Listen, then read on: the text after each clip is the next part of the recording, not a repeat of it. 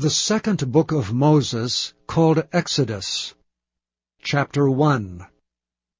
Now these are the names of the children of Israel which came into Egypt. Every man and his household came with Jacob: Reuben, Simeon, Levi and Judah, Issachar, Zebulun and Benjamin, Dan and Naphtali, Gad and Asher. And all the souls that came out of the loins of Jacob were 70 souls, for Joseph was in Egypt already.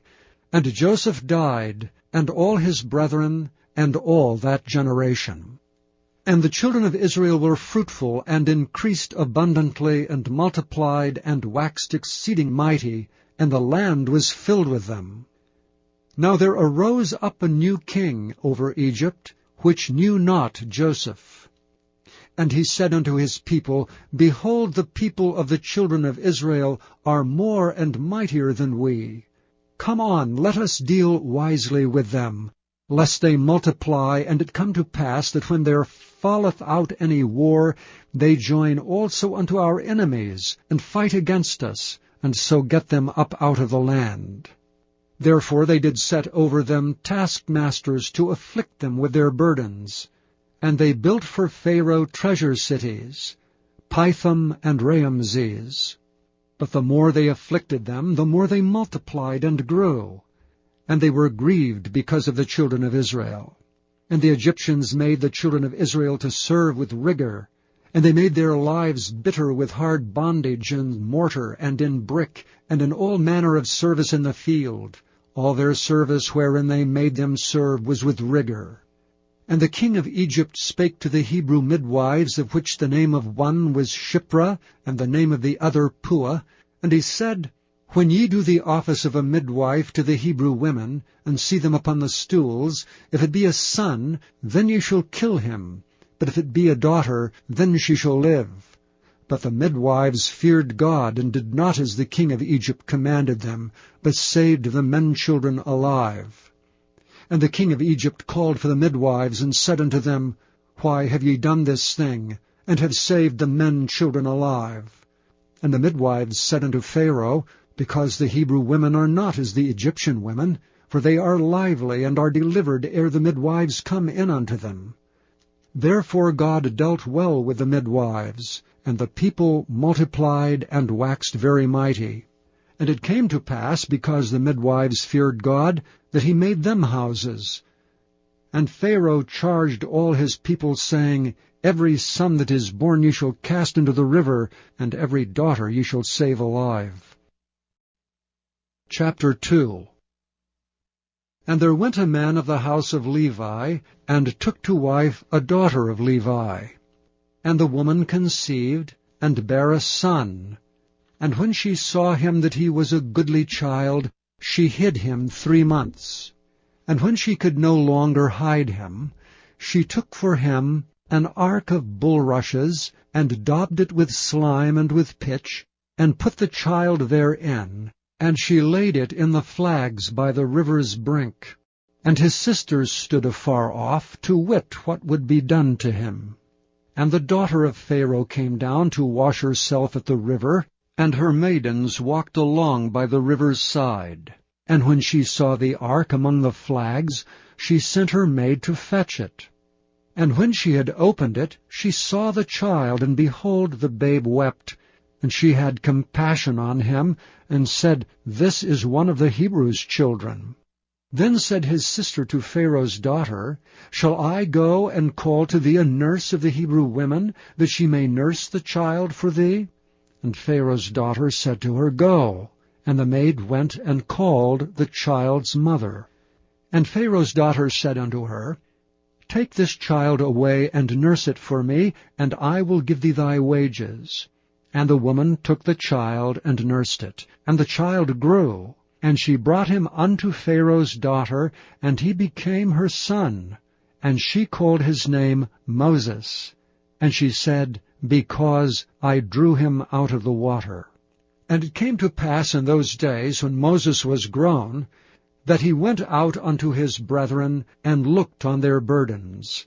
And he spied an Egyptian smiting an Hebrew, one of his brethren.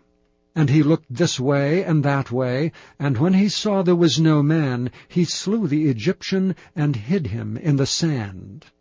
And when he went out the second day, behold, 2 men of the Hebrews strove together.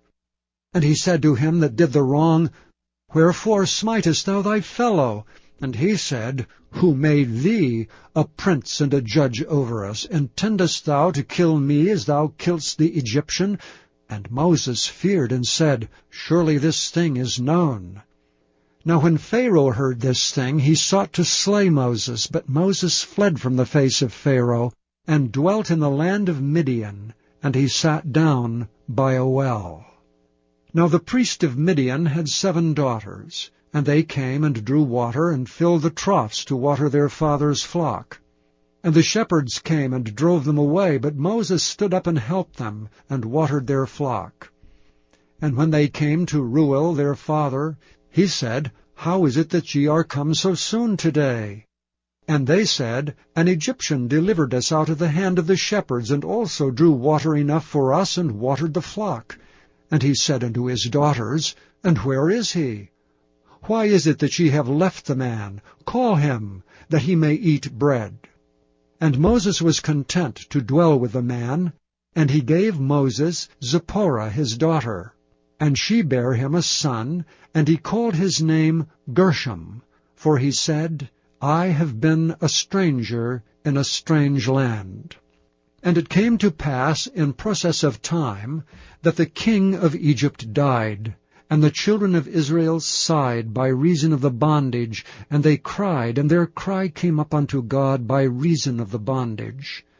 And God heard their groaning, and God remembered his covenant with Abraham, with Isaac, and with Jacob. And God looked upon the children of Israel, and God had respect unto them. Chapter 3. Now Moses kept the flock of Jethro his father-in-law, the priest of Midian, and he led the flock to the backside of the desert, and came to the mountain of God, even to Horeb. And the angel of the Lord appeared unto him in a flame of fire out of the midst of a bush. And he looked, and behold, the bush burned with fire, and the bush was not consumed. And Moses said, I will now turn aside and see this great sight, why the bush is not burnt. And when the Lord saw that he turned aside to see, God called unto him out of the midst of the bush, and said, Moses, Moses. And he said, Here am I. And he said, Draw not nigh hither, put off thy shoes from off thy feet, for the place whereon thou standest is holy ground. Moreover he said, I am the God of thy father, the God of Abraham, the God of Isaac, and the God of Jacob. And Moses hid his face, for he was afraid to look upon God. And the Lord said, I have surely seen the affliction of my people which are in Egypt, and have heard their cry by reason of their taskmasters, for I know their sorrows. And I am come down to deliver them out of the hand of the Egyptians, and to bring them up out of that land unto a good land and a large, unto a land flowing with milk and honey, unto the place of the Canaanites, and the Hittites, and the Amorites, and the Perizzites, and the Hivites, and the Jebusites. Now therefore, behold, the cry of the children of Israel is come unto me, and I have also seen the oppression wherewith the Egyptians oppress them. Come now therefore, and I will send thee unto Pharaoh, that thou mayest bring forth my people, the children of Israel, out of Egypt. And Moses said unto God, Who am I, that I should go unto Pharaoh, and that I should bring forth the children of Israel out of Egypt? And he said, Certainly I will be with thee, and this shall be a token unto thee, that I have sent thee. When thou hast brought forth the people out of Egypt, ye shall serve God upon this mountain. And Moses said unto God, Behold, when I come unto the children of Israel, and shall say unto them, The God of your fathers hath sent me unto you, and they shall say to me, What is his name? What shall I say unto them? And God said unto Moses, I am that I am. And he said, Thus shalt thou say unto the children of Israel, I am, hath sent me unto you.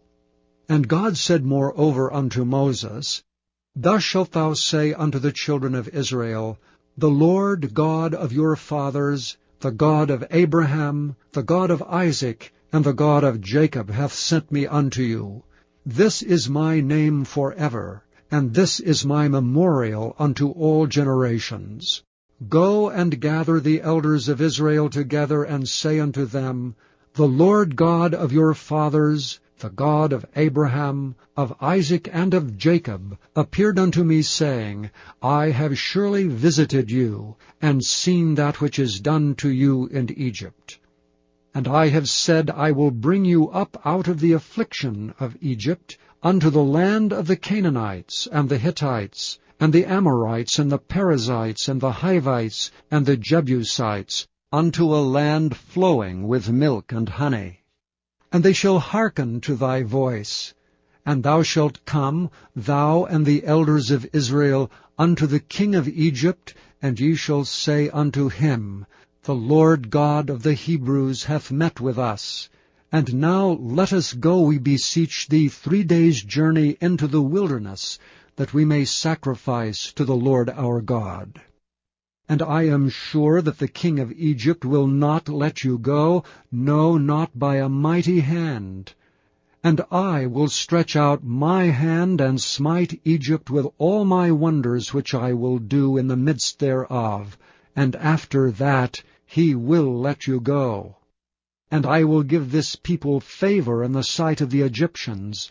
And it shall come to pass that when ye go, ye shall not go empty, but every woman shall borrow of her neighbor, and of her that sojourneth in her house, jewels of silver, and jewels of gold, and raiment, and ye shall put them upon your sons, and upon your daughters, and ye shall spoil the Egyptians. Chapter 4. And Moses answered and said, But behold, they will not believe me, nor hearken unto my voice, for they will say, The Lord hath not appeared unto thee. And the Lord said unto him, What is that in thine hand?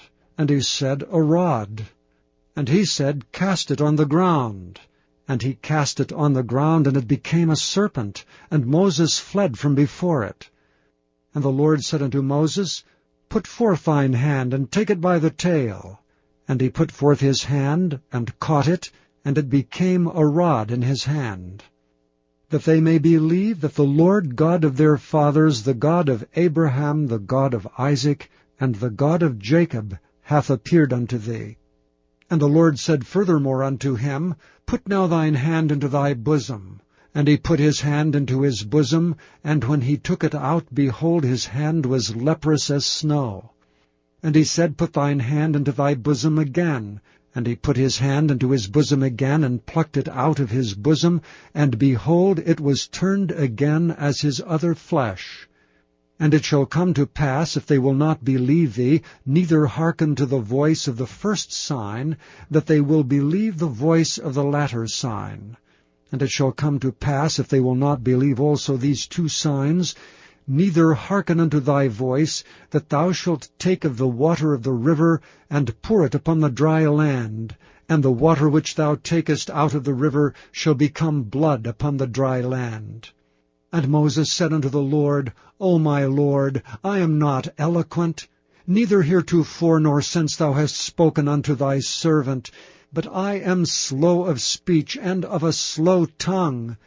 And the Lord said unto him, Who hath made man's mouth? Or who maketh the dumb, or deaf, or the seeing, or the blind? Have not I the Lord? Now therefore go, and I will be with thy mouth, and teach thee what thou shalt say. And he said, O my Lord, send, I pray thee, by the hand of him whom thou wilt send. And the anger of the Lord was kindled against Moses, and he said, Is not Aaron the Levite thy brother? I know that he can speak well, and also, behold, he cometh forth to meet thee, and when he seeth thee, he will be glad in his heart. And thou shalt speak unto him, and put words in his mouth, and I will be with thy mouth, and with his mouth, and will teach you what ye shall do. And he shall be thy spokesman unto the people, and he shall be, even he shall be to thee instead of a mouth, and thou shalt be to him instead of God. And thou shalt take this rod in thine hand, wherewith thou shalt do signs. And Moses went and returned to Jethro his father-in-law, and said unto him, Let me go, I pray thee, and return unto my brethren which are in Egypt, and see whether they be yet alive. And Jethro said to Moses, Go in peace. And the Lord said unto Moses in Midian, Go, return unto Egypt, for all the men are dead which sought thy life. And Moses took his wife and his sons, and set them upon an ass, and he returned to the land of Egypt. And Moses took the rod of God in his hand.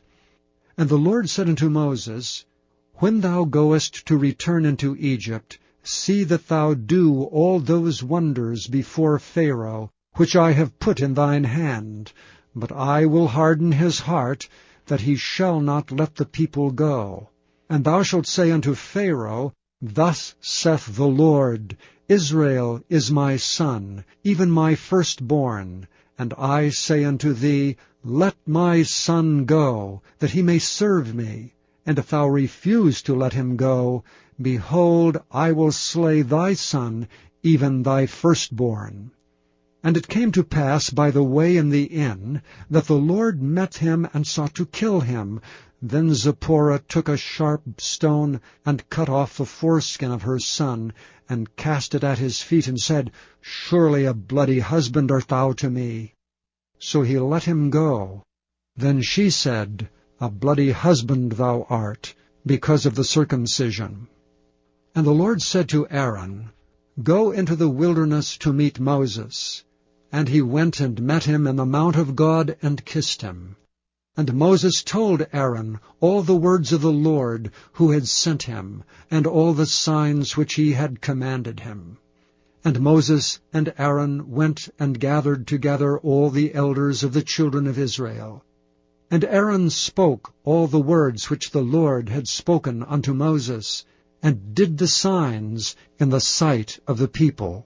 And the people believed, and when they heard that the Lord had visited the children of Israel, and that he had looked upon their affliction, then they bowed their heads and worshipped. Chapter 5. And afterward Moses and Aaron went in, and told Pharaoh, Thus saith the Lord God of Israel, Let my people go, that they may hold a feast unto me in the wilderness. And Pharaoh said, Who is the Lord, that I should obey his voice, to let Israel go? I know not the Lord, neither will I let Israel go. And they said, The God of the Hebrews hath met with us. Let us go, we pray thee, 3 days' journey into the desert, and sacrifice unto the Lord our God, lest he fall upon us with pestilence, or with the sword. And the king of Egypt said unto them, Wherefore do ye, Moses and Aaron, let the people from their works? Get you unto your burdens. And Pharaoh said, Behold, the people of the land now are many, and ye make them rest from their burdens.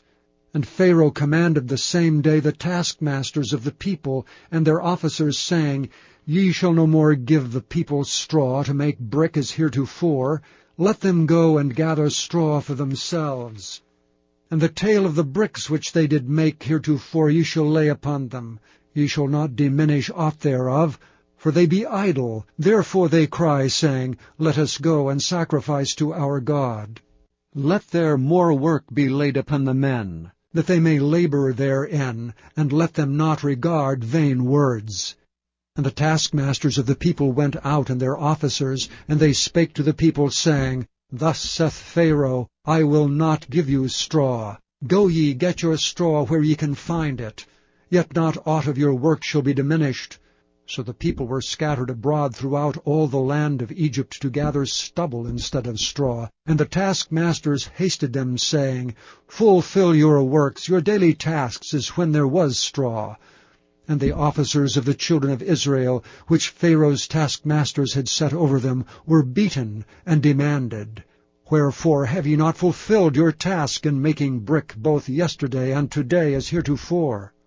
Then the officers of the children of Israel came and cried unto Pharaoh, saying, Wherefore dealest thou thus with thy servants? There is no straw given unto thy servants. And they say to us, Make brick, and behold, thy servants are beaten, but the fault is thine own people.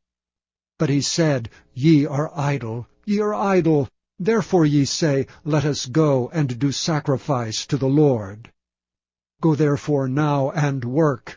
For there shall no straw be given you, yet shall ye deliver the tale of bricks. And the officers of the children of Israel did see that they were in evil case, after it was said, Ye shall not diminish aught from your bricks of your daily task. And they met Moses and Aaron, who stood in the way as they came forth from Pharaoh. And they said unto them, The Lord look upon you and judge, because ye have made our savour to be abhorred in the eyes of Pharaoh and in the eyes of his servants, to put a sword in their hand to slay us. And Moses returned unto the Lord and said, Lord, wherefore hast thou so evil entreated this people? Why is it that thou hast sent me? For since I came to Pharaoh to speak in thy name, he hath done evil to this people, neither hast thou delivered thy people at all. Chapter 6. Then the Lord said unto Moses, Now shalt thou see what I will do to Pharaoh. For with a strong hand shall he let them go, and with a strong hand shall he drive them out of his land. And God spake unto Moses, and said unto him, I am the Lord, and I appeared unto Abraham, unto Isaac, and unto Jacob, by the name of God Almighty, but by my name Jehovah was I not known to them. And I have also established my covenant with them, to give them the land of Canaan, the land of their pilgrimage wherein they were strangers. And I have also heard the groaning of the children of Israel, whom the Egyptians keep in bondage, and I have remembered my covenant. Wherefore say unto the children of Israel, I am the Lord, and I will bring you out from under the burdens of the Egyptians, and I will rid you out of their bondage, and I will redeem you with a stretched out arm, and with great judgments. And I will take you to me for a people, and I will be to you a God. And ye shall know that I am the Lord your God, which bringeth you out from under the burdens of the Egyptians. And I will bring you in unto the land concerning the which I did swear to give it to Abraham, to Isaac, and to Jacob, and I will give it you for an heritage. I am the Lord. And Moses spake so unto the children of Israel, but they hearkened not unto Moses for anguish of spirit, and for cruel bondage. And the Lord spake unto Moses, saying, Go in, speak unto Pharaoh king of Egypt, that he let the children of Israel go out of his land. And Moses spake before the Lord, saying, Behold, the children of Israel have not hearkened unto me. How then shall Pharaoh hear me, who am of uncircumcised lips? And the Lord spake unto Moses and unto Aaron, and gave them a charge unto the children of Israel, and unto Pharaoh king of Egypt, to bring the children of Israel out of the land of Egypt. These be the heads of their fathers' houses, the sons of Reuben, the firstborn of Israel, Hanok and Palu, Hezron and Carmi. These be the families of Reuben. And the sons of Simeon, Jemuel, and Jamin, and Ohad, and Jachin, and Zohar, and Shaul, the son of a Canaanitish woman. These are the families of Simeon. And these are the names of the sons of Levi, according to their generations, Gershon, and Kohath, and Merari. And the years of the life of Levi were 137 years. The sons of Gershon, Libni and Shimei, according to their families. And the sons of Kohath, Amram and Izhar and Hebron, and Uziel. And the years of the life of Kohath were 133 years. And the sons of Merari, Mahali and Mushai. These are the families of Levi according to their generations. And Amram took him Jochebed his father's sister to wife, and she bare him Aaron and Moses. And the years of the life of Amram were 137 years. And the sons of Izhar, Korah and Nepheg, and Zichri, and the sons of Uziel, Mishael, and Elzaphan, and Zithri. And Aaron took him Elisheba, daughter of Amminadab, sister of Naashon, to wife. And she bare him Nadab, and Abihu, Eleazar, and Ithamar.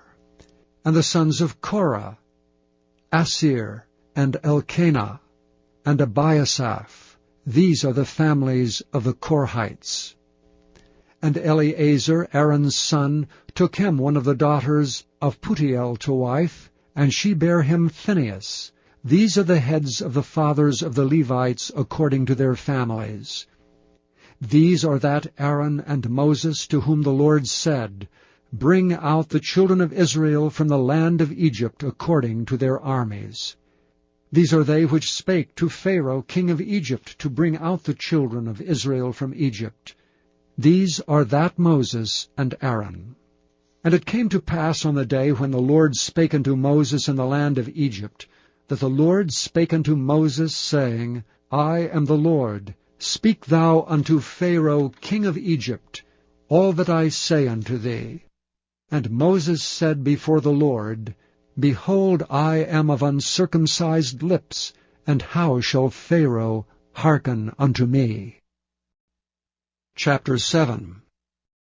And the Lord said unto Moses, See, I have made thee a god to Pharaoh, and Aaron thy brother shall be thy prophet. Thou shalt speak all that I command thee, and Aaron thy brother shall speak unto Pharaoh, that he send the children of Israel out of his land. And I will harden Pharaoh's heart, and multiply my signs and my wonders in the land of Egypt.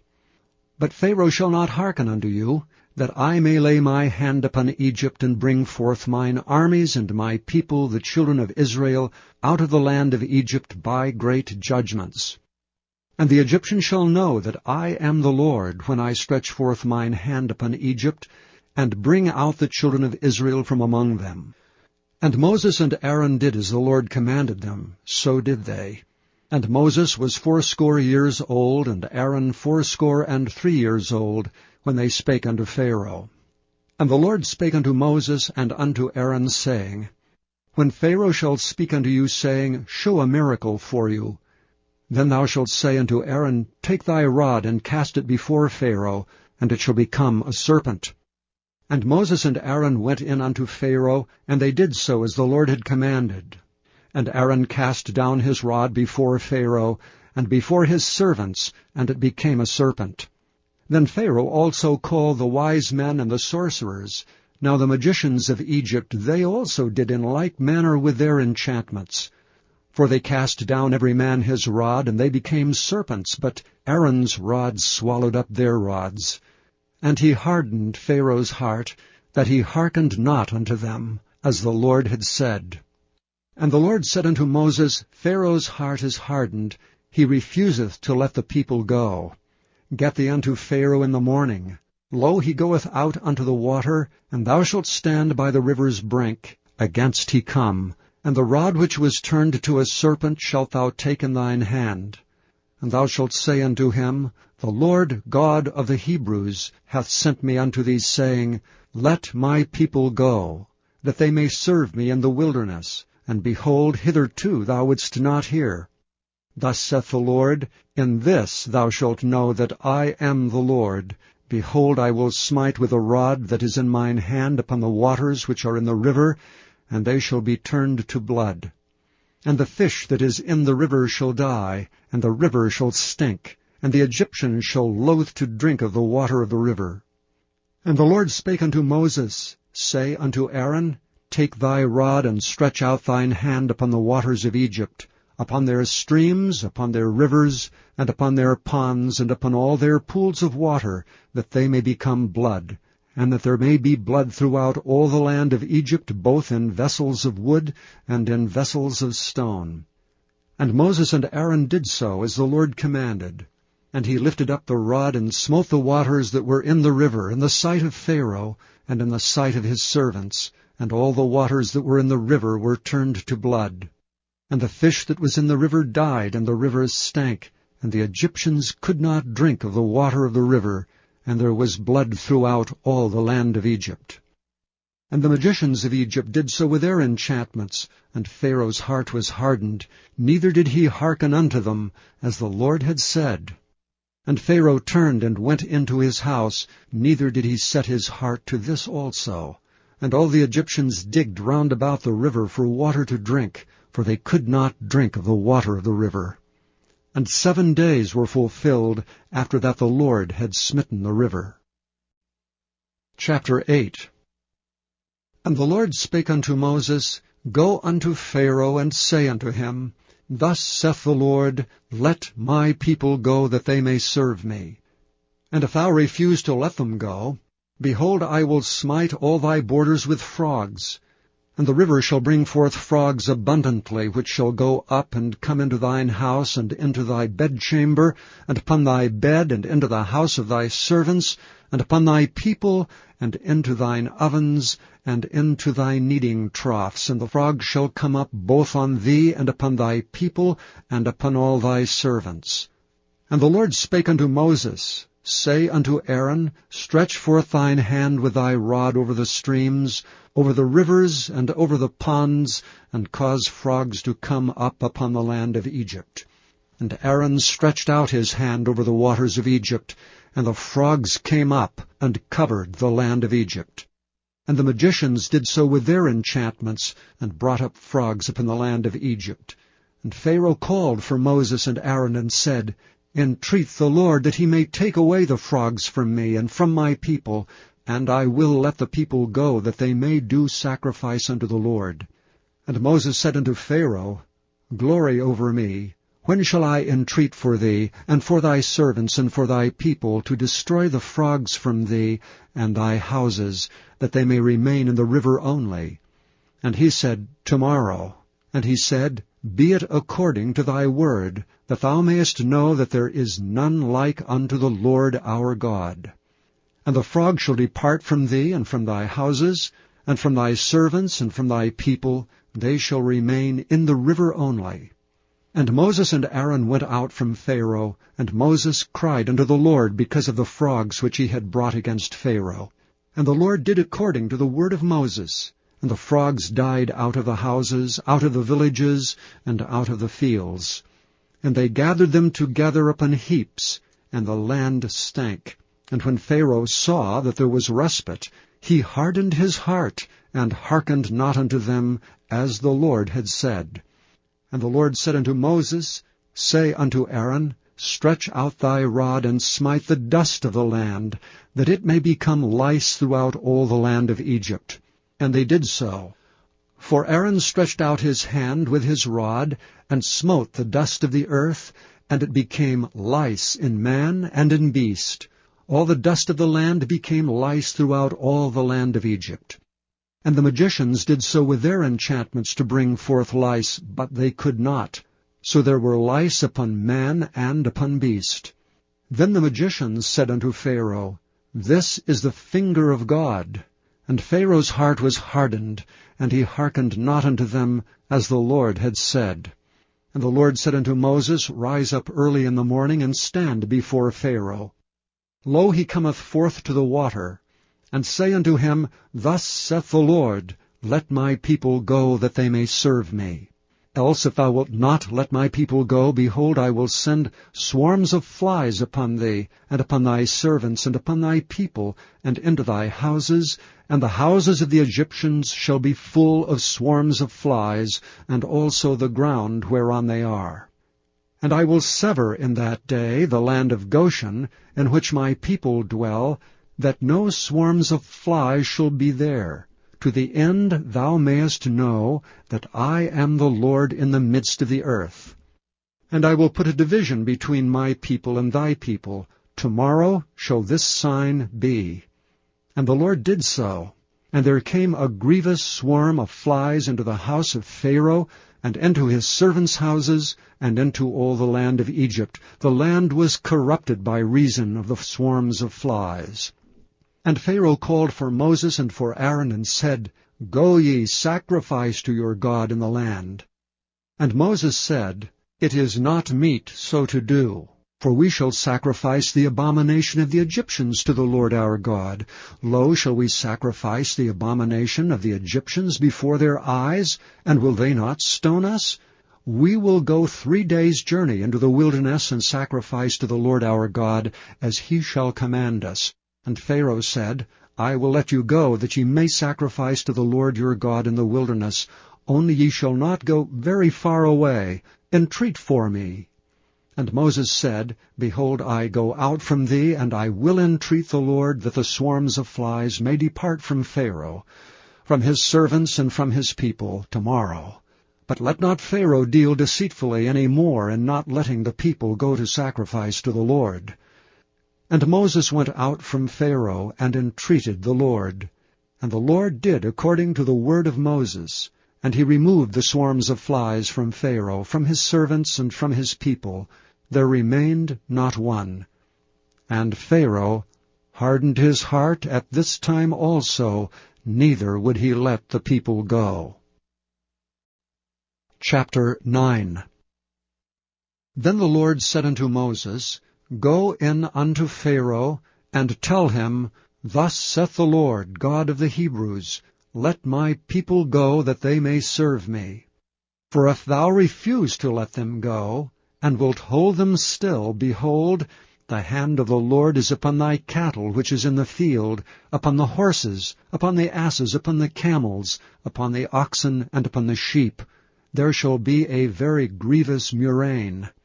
And the Lord shall sever between the cattle of Israel and the cattle of Egypt, and there shall nothing die of all that is the children's of Israel. And the Lord appointed a set time, saying, Tomorrow the Lord shall do this thing in the land. And the Lord did that thing on the morrow. And all the cattle of Egypt died, but the cattle of the children of Israel died not one. And Pharaoh sent, and behold, there was not one of the cattle of the Israelites dead. And the heart of Pharaoh was hardened, and he did not let the people go.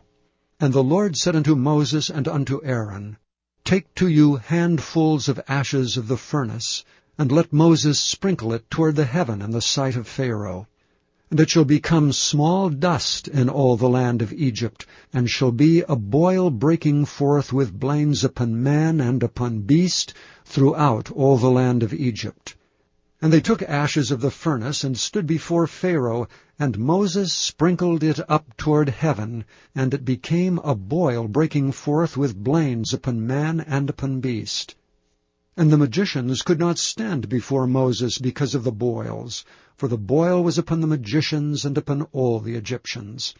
And the Lord hardened the heart of Pharaoh, and he hearkened not unto them, as the Lord had spoken unto Moses. And the Lord said unto Moses, Rise up early in the morning, and stand before Pharaoh, and say unto him, Thus saith the Lord God of the Hebrews, Let my people go, that they may serve me. For I will at this time send all my plagues upon thine heart, and upon thy servants, and upon thy people, that thou mayest know that there is none like me in all the earth. For now I will stretch out my hand, that I may smite thee and thy people with pestilence, and thou shalt be cut off from the earth. And in very deed for this cause have I raised thee up, for to show in thee my power, and that my name may be declared throughout all the earth. As yet exaltest thou thyself against my people, that thou wilt not let them go.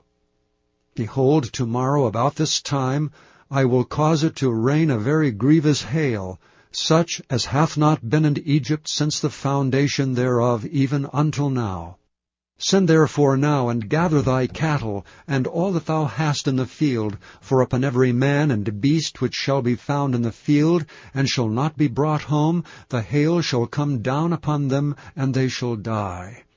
He that feared the word of the Lord among the servants of Pharaoh made his servants and his cattle flee into the houses. And he that regarded not the word of the Lord left his servants and his cattle in the field. And the Lord said unto Moses, Stretch forth thine hand toward heaven, that there may be hail in all the land of Egypt, upon man and upon beast, and upon every herb of the field throughout the land of Egypt. And Moses stretched forth his rod toward heaven, and the Lord sent thunder and hail, and the fire ran along upon the ground, and the Lord rained hail upon the land of Egypt. So there was hail and fire mingled with the hail, very grievous, such as there was none like it in all the land of Egypt since it became a nation. And the hail smote throughout all the land of Egypt all that was in the field, both man and beast. And the hail smote every herb of the field, and brake every tree of the field. Only in the land of Goshen, where the children of Israel were, was there no hail. And Pharaoh sent and called for Moses and Aaron, and said unto them, I have sinned this time. The Lord is righteous, and I and my people are wicked. Entreat the Lord, for it is enough, that there be no more mighty thunderings and hail, and I will let you go, and ye shall stay no longer. And Moses said unto him, As soon as I am gone out of the city, I will spread abroad my hands unto the Lord, and the thunder shall cease, neither shall there be any more hail, that thou mayest know how that the earth is the Lord's. But as for thee and thy servants, I know that ye will not yet fear the Lord God. And the flax and the barley was smitten, for the barley was in the ear, and the flax was bald. But the wheat and the rye were not smitten, for they were not grown up. And Moses went out of the city from Pharaoh, and spread abroad his hands unto the Lord, and the thunders and hail ceased, and the rain was not poured upon the earth. And when Pharaoh saw that the rain and the hail and the thunders were ceased, he sinned yet more, and hardened his heart, he and his servants. And the heart of Pharaoh was hardened, neither would he let the children of Israel go, as the Lord had spoken by Moses. Chapter 10. And the Lord said unto Moses, Go in unto Pharaoh, for I have hardened his heart and the heart of his servants, that I might show these my signs before him. And that thou mayest tell in the ears of thy son and of thy son's son what things I have wrought in Egypt, and my signs which I have done among them, that ye may know how that I am the Lord. And Moses and Aaron came in unto Pharaoh, and said unto him, Thus saith the Lord God of the Hebrews, How long wilt thou refuse to humble thyself before me? Let my people go, that they may serve me.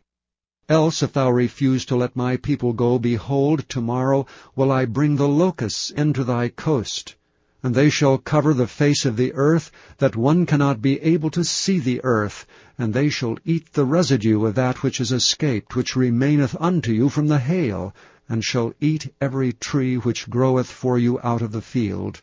And they shall fill thy houses, and the houses of all thy servants, and the houses of all the Egyptians, which neither thy fathers nor thy fathers' fathers have seen since the day that they were upon the earth unto this day. And he turned himself and went out from Pharaoh. And Pharaoh's servants said unto him, How long shall this man be a snare unto us? Let the men go, that they may serve the Lord their God. Knowest thou not yet that Egypt is destroyed? And Moses and Aaron were brought again unto Pharaoh, and he said unto them, Go, serve the Lord your God. But who are they that shall go? And Moses said, We will go with our young and with our old, with our sons and with our daughters, with our flocks and with our herds we will go, for we must hold a feast unto the Lord. And he said unto them, Let the Lord be so with you as I will let you go, and your little ones, Look to it, for evil is before you. Not so. Go now, ye that are men, and serve the Lord. For that ye did desire, and they were driven out from Pharaoh's presence. And the Lord said unto Moses, Stretch out thine hand over the land of Egypt for the locusts, that they may come up upon the land of Egypt, and eat every herb of the land, even all that the hail hath left. And Moses stretched forth his rod over the land of Egypt, and the Lord brought an east wind upon the land all that day and all that night, and when it was morning, the east wind brought the locusts. And the locusts went up over all the land of Egypt, and rested in all the coasts of Egypt. Very grievous were they. Before them there was no such locusts as they, neither after them shall be such. For they covered the face of the whole earth, so that the land was darkened. And they did eat every herb of the land, and all the fruit of the trees which the hail had left, and there remained not any green thing in the trees, or in the herbs of the field, through all the land of Egypt. And Pharaoh called for Moses and Aaron in haste, and he said, I have sinned against the Lord your God, and against you. Now therefore forgive, I pray thee, my sin only this once, and entreat the Lord your God, that he may take away from me this death only. And he went out from Pharaoh, and entreated the Lord. And the Lord turned a mighty strong west wind, which took away the locusts, and cast them into the Red Sea. There remained not one locust in all the coasts of Egypt. But the Lord hardened Pharaoh's heart, so that he would not let the children of Israel go. And the Lord said unto Moses, Stretch out thine hand toward heaven, that there may be darkness over the land of Egypt, even darkness which may be felt. And Moses stretched forth his hand toward heaven, and there was a thick darkness in all the land of Egypt 3 days. They saw not one another, neither rose any from his place for 3 days. But all the children of Israel had light in their dwellings. And Pharaoh called unto Moses and said, Go ye, serve the Lord, only let your flocks and your herds be stayed, let your little ones also go with you. And Moses said, Thou must give us also sacrifices and burnt offerings, that we may sacrifice unto the Lord our God. Our cattle also shall go with us. There shall not an hoof be left behind, for therefore must we take to serve the Lord our God, and we know not with what we must serve the Lord until we come thither. But the Lord hardened Pharaoh's heart, and he would not let them go. And Pharaoh said unto him, Get thee from me, take heed to thyself, see my face no more. For in that day thou seest my face, thou shalt die. And Moses said, Thou hast spoken well. I will see thy face again no more. Chapter 11. And the Lord said unto Moses, Yet will I bring one plague more upon Pharaoh and upon Egypt. Afterwards he will let you go hence. When he shall let you go, he shall surely thrust you out hence altogether. Speak now in the ears of the people, and let every man borrow of his neighbor and every woman of her neighbor jewels of silver and jewels of gold. And the Lord gave the people favor in the sight of the Egyptians. Moreover, the man Moses was very great in the land of Egypt, in the sight of Pharaoh's servants and in the sight of the people. And Moses said, Thus saith the Lord, About midnight will I go out into the midst of Egypt, and all the firstborn in the land of Egypt shall die, from the firstborn of Pharaoh that sitteth upon his throne, even unto the firstborn of the maidservant that is behind the mill, and all the firstborn of beasts. And there shall be a great cry throughout all the land of Egypt, such as there was none like it, nor shall be like it any more. But against any of the children of Israel shall not a dog move his tongue against man or beast, that ye may know how that the Lord doth put a difference between the Egyptians and Israel. And all these thy servants shall come down unto me, and bow down themselves unto me, saying, Get thee out, and all the people that follow thee, and after that I will go out. And he went out from Pharaoh in a great anger. And the Lord said unto Moses, Pharaoh shall not hearken unto you, that my wonders may be multiplied in the land of Egypt. And Moses and Aaron did all these wonders before Pharaoh, and the Lord hardened Pharaoh's heart, so that he would not let the children of Israel go out of his land. Chapter 12. And the Lord spake unto Moses and Aaron in the land of Egypt, saying, This month shall be unto you the beginning of months. It shall be the first month of the year to you.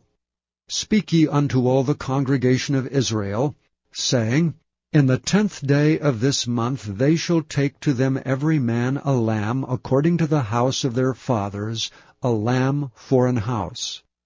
And if the household be too little for the lamb, let him and his neighbor next unto his house take it according to the number of the souls. Every man according to his eating shall make your count for the lamb. Your lamb shall be without blemish, a male of the first year. Ye shall take it out from the sheep and from the goats, and ye shall keep it up until the 14th day of the same month. And the whole assembly of the congregation of Israel shall kill it in the evening. And they shall take of the blood, and strike it on the 2 side posts and on the upper door post of the houses wherein they shall eat it. And they shall eat the flesh in that night, roasted with fire, and unleavened bread, and with bitter herbs they shall eat it. Eat not of it raw, nor sodden it all with water, but roast with fire, his head with his legs, and with the purtenance thereof. And ye shall let nothing of it remain until the morning, and that which remaineth of it until the morning ye shall burn with fire.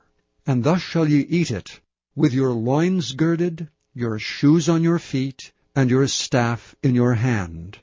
And ye shall eat it in haste. It is the Lord's Passover. For I will pass through the land of Egypt this night, and will smite all the firstborn in the land of Egypt, both man and beast. And against all the gods of Egypt I will execute judgment. I am the Lord. And the blood shall be to you for a token upon the houses where ye are. And when I see the blood, I will pass over you, and the plague shall not be upon you to destroy you when I smite the land of Egypt. And this day shall be unto you for a memorial, and ye shall keep it a feast to the Lord throughout your generations. Ye shall keep it a feast by an ordinance forever. 7 days shall ye eat unleavened bread. Even the first day ye shall put away leaven out of your houses.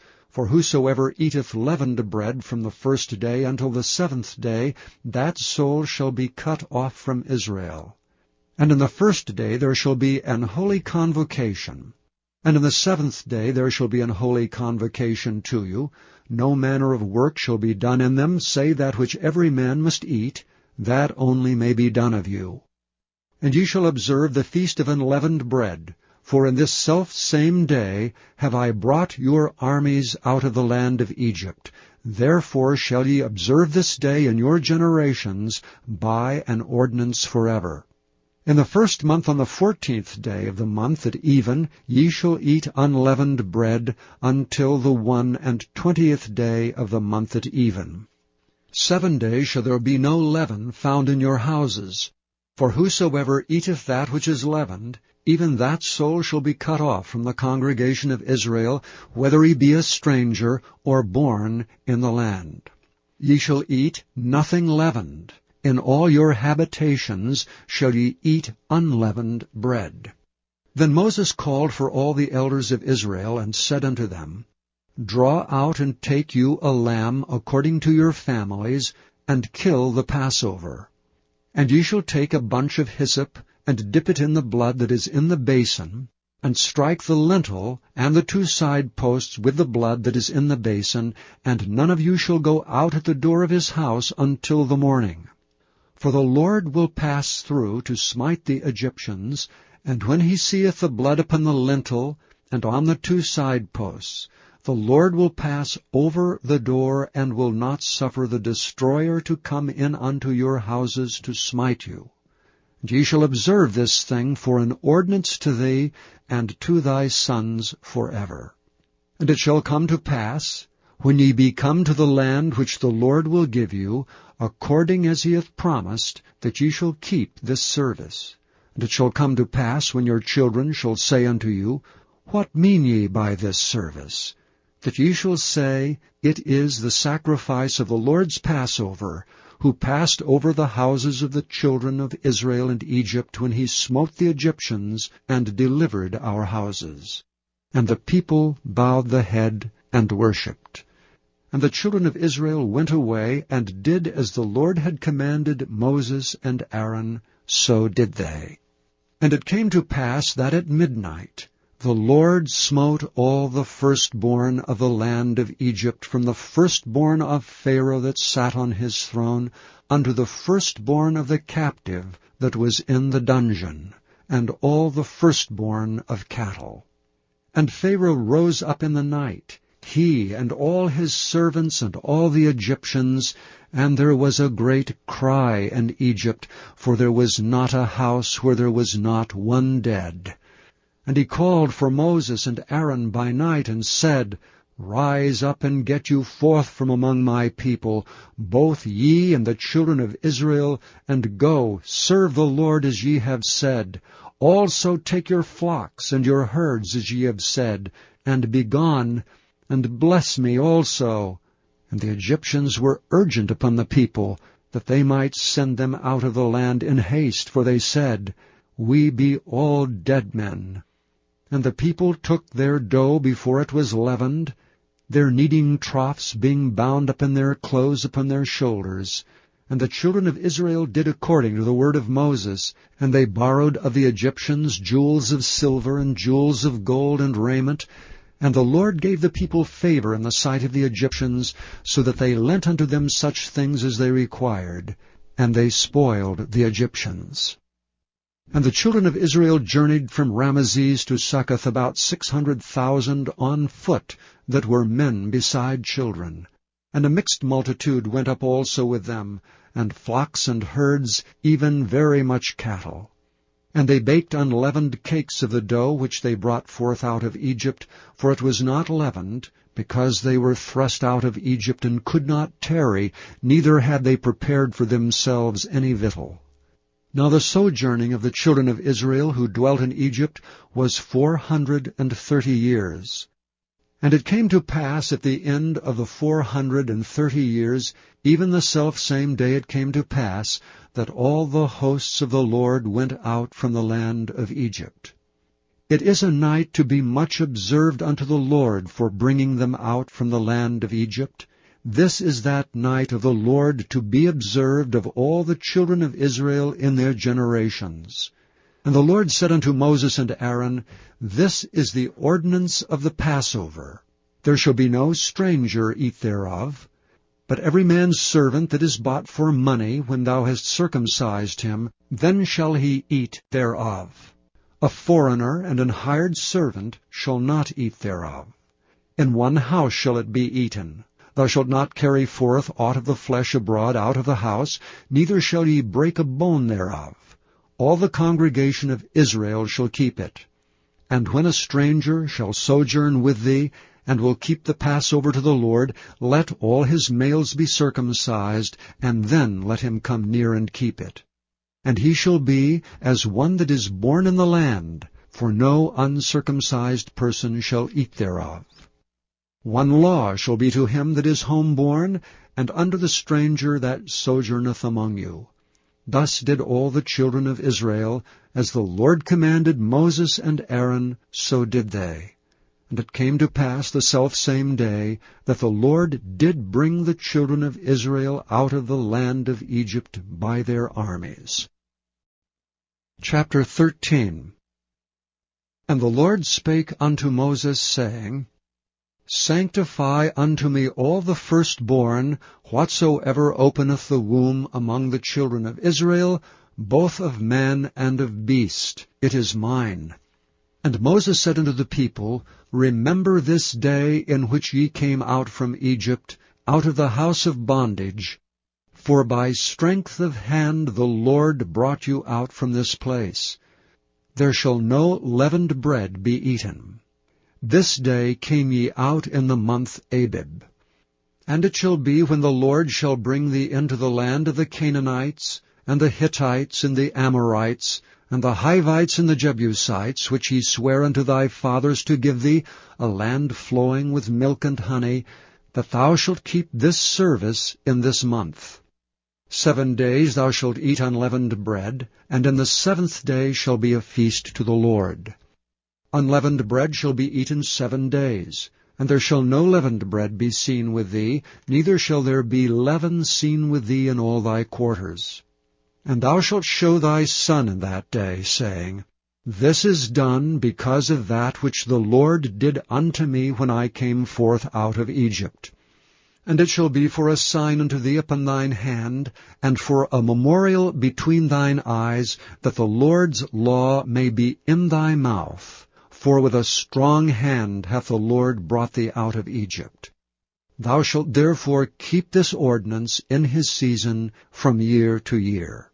And it shall be, when the Lord shall bring thee into the land of the Canaanites, as he sware unto thee and to thy fathers, and shall give it thee, that thou shalt set apart unto the Lord all that openeth the matrix, and every firstling that cometh of a beast which thou hast. The males shall be the Lord's.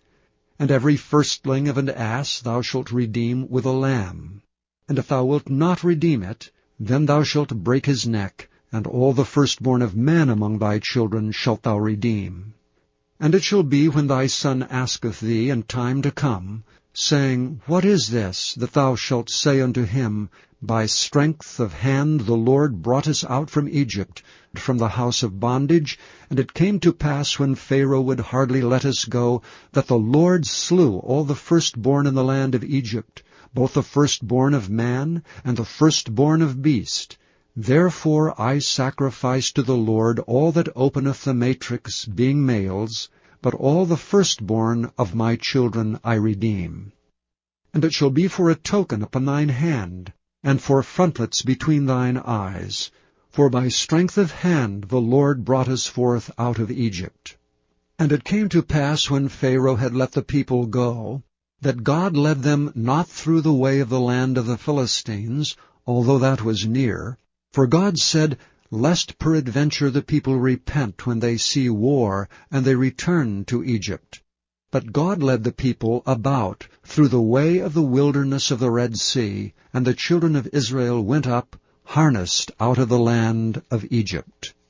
And Moses took the bones of Joseph with him, for he had straitly sworn the children of Israel, saying, God will surely visit you, and ye shall carry up my bones away hence with you.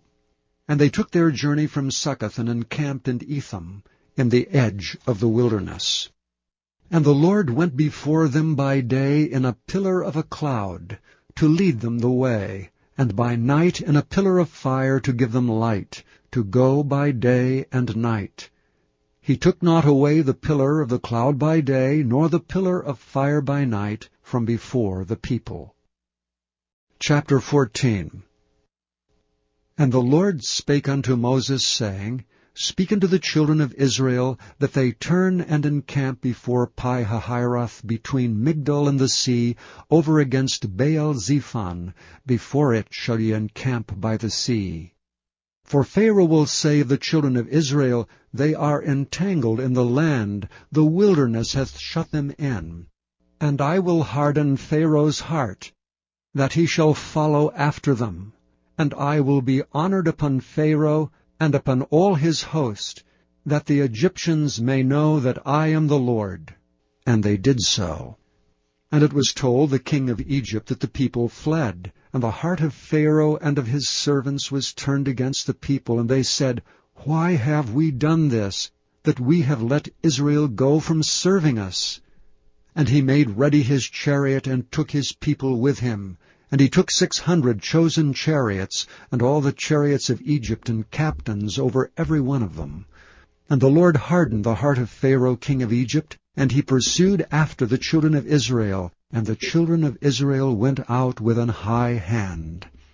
But the Egyptians pursued after them, all the horses and chariots of Pharaoh, and his horsemen and his army, and overtook them encamping by the sea, beside Pi-hahiroth, before Baal-zephon.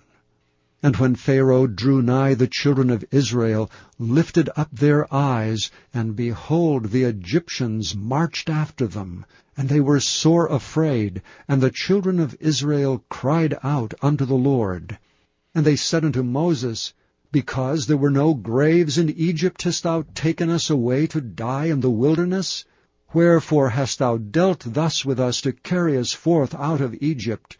Is not this the word that we did tell thee in Egypt, saying, Let us alone, that we may serve the Egyptians?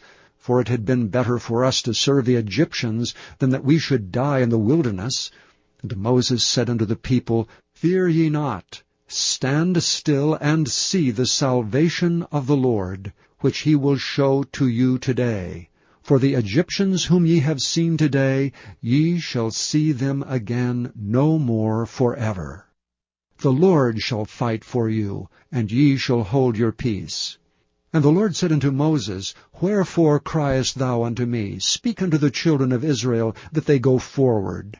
But lift thou up thy rod, and stretch out thine hand over the sea, and divide it. And the children of Israel shall go on dry ground through the midst of the sea.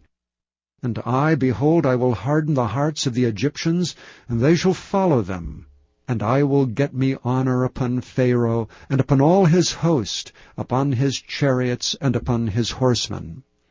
The Egyptians shall know that I am the Lord, when I have gotten me honor upon Pharaoh, upon his chariots, and upon his horsemen. And the angel of God which went before the camp of Israel removed and went behind them. And the pillar of the cloud went from before their face, and stood behind them. And it came between the camp of the Egyptians and the camp of Israel. And it was a cloud and darkness to them, but it gave light by night to these, so that the one came not near the other all the night. And Moses stretched out his hand over the sea, and the Lord caused the sea to go back by a strong east wind all that night, and made the sea dry land, and the waters were divided. And the children of Israel went into the midst of the sea upon dry ground, and the waters were a wall unto them on their right hand and on their left. And the Egyptians pursued and went in after them to the midst of the sea, even all Pharaoh's horses, his chariots, and his horsemen. And it came to pass that in the morning watch the Lord looked unto the host of the Egyptians through the pillar of fire and of the cloud, and troubled the host of the Egyptians, and took off their chariot wheels, that they drave them heavily, so that the Egyptians said, Let us flee from the face of Israel, for the Lord fighteth for them against the Egyptians. And the Lord said unto Moses, Stretch out thine hand over the sea, that the waters may come again upon the Egyptians, upon their chariots, and upon their horsemen. And Moses stretched forth his hand over the sea returned to his strength when the morning appeared, and the Egyptians fled against it, and the Lord overthrew the Egyptians in the midst of the sea. And the waters returned and covered the chariots and the horsemen, and all the host of Pharaoh that came into the sea after them. There remained not so much as one of them. But the children of Israel walked upon dry land in the midst of the sea, and the waters were a wall unto them on their right hand and on their left. Thus the Lord saved Israel that day out of the hand of the Egyptians, and Israel saw the Egyptians dead upon the seashore. And Israel saw that great work which the Lord did upon the Egyptians, and the people feared the Lord, and believed the Lord and his servant Moses. Chapter 15. Then sang Moses and the children of Israel this song unto the Lord, and spake, saying, I will sing unto the Lord, for he hath triumphed gloriously. The horse and his rider hath he thrown into the sea. The Lord is my strength and song, and he is become my salvation. He is my God, and I will prepare him an habitation, my father's God, and I will exalt him. The Lord is a man of war. The Lord is his name. Pharaoh's chariots and his host hath he cast into the sea. His chosen captains also are drowned in the Red Sea. The depths have covered them, they sank into the bottom as a stone. Thy right hand, O Lord, is become glorious in power. Thy right hand, O Lord, hath dashed in pieces the enemy. And in the greatness of thine excellency thou hast overthrown them that rose up against thee. Thou sentest forth thy wrath, which consumed them as stubble. And with the blast of thy nostrils the waters were gathered together, the floods stood upright as an heap, and the depths were congealed in the heart of the sea. The enemy said, I will pursue, I will overtake, I will divide the spoil. My lust shall be satisfied upon them. I will draw my sword, my hand shall destroy them. Thou didst blow with thy wind. The sea covered them. They sank as lead in the mighty waters. Who is like unto thee, O Lord, among the gods? Who is like thee, glorious in holiness, fearful in praises, doing wonders? Thou stretched out thy right hand, the earth swallowed them. Thou in thy mercy hast led forth the people which thou hast redeemed. Thou hast guided them in thy strength unto thy holy habitation. The people shall hear and be afraid. Sorrow shall take hold on the inhabitants of Palestina.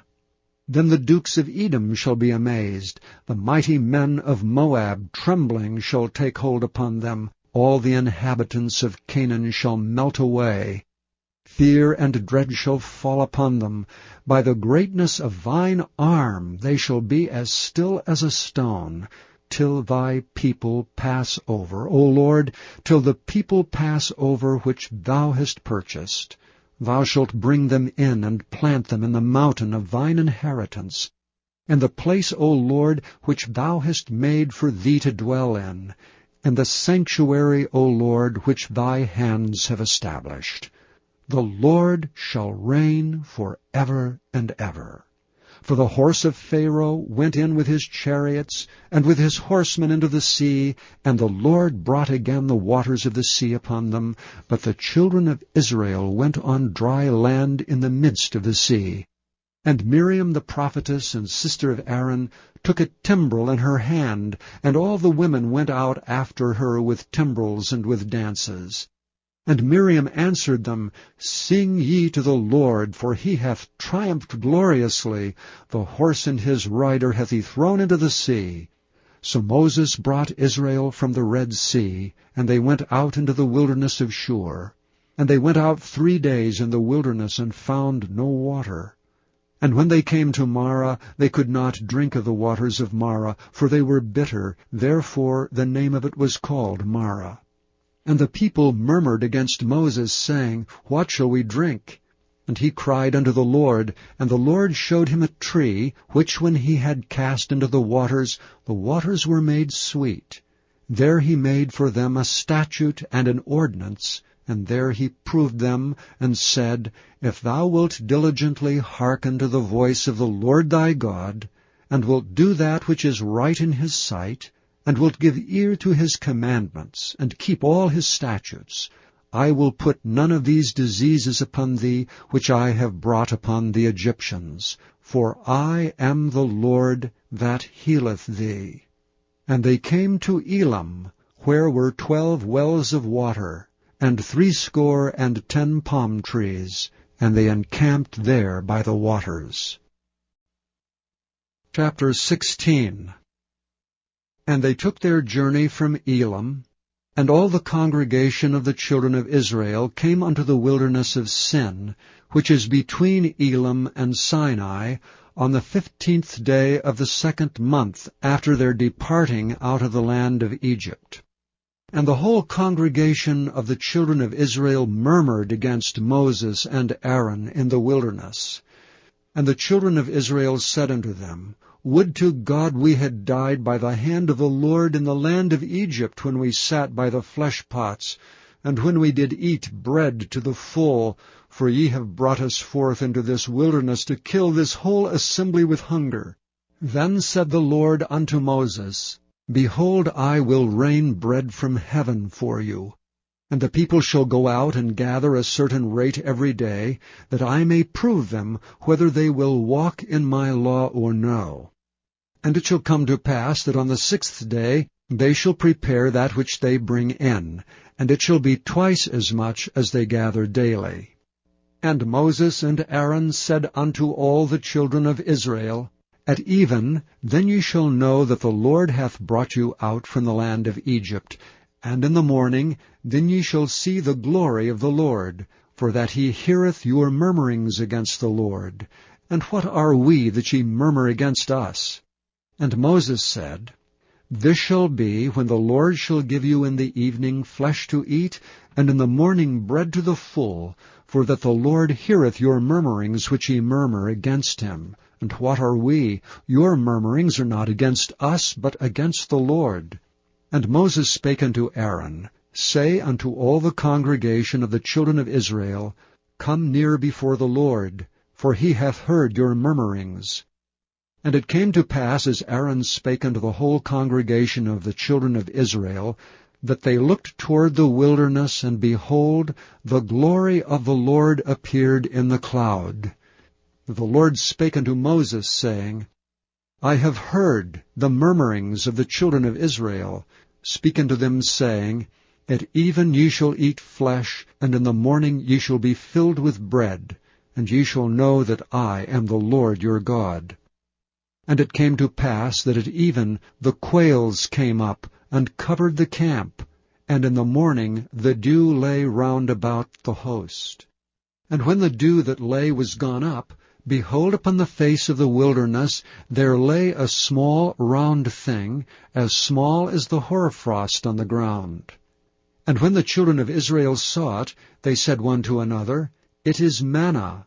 For they wist not what it was. And Moses said unto them, This is the bread which the Lord hath given you to eat.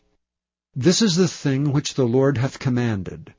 Gather of it every man according to his eating, and omer for every man according to the number of your persons. Take ye every man for them which are in his tents. And the children of Israel did so, and gathered, some more, some less.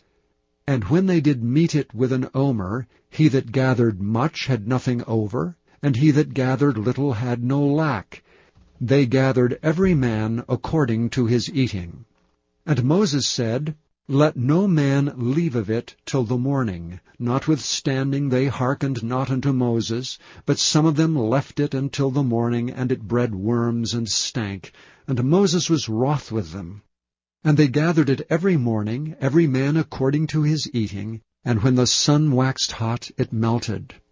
And it came to pass that on the 6th day they gathered twice as much bread, 2 omers for one man. And all the rulers of the congregation came and told Moses. And he said unto them, This is that which the Lord hath said, Tomorrow is the rest of the holy Sabbath unto the Lord. Bake that which ye will bake today, and seethe that ye will seethe, and that which remaineth over lay up for you to be kept until the morning. And they laid it up till the morning as Moses bade, and it did not stink, neither was there any worm therein. And Moses said, Eat that today, for today is a Sabbath unto the Lord. Today ye shall not find it in the field. 6 days ye shall gather it, but on the 7th day, which is the Sabbath, in it there shall be none. And it came to pass that there went out some of the people on the 7th day for to gather, and they found none. And the Lord said unto Moses, How long refuse ye to keep my commandments and my laws? See, for that the Lord hath given you the Sabbath, therefore he giveth you on the 6th day the bread of 2 days. Abide ye every man in his place, let no man go out of his place on the 7th day. So the people rested on the 7th day.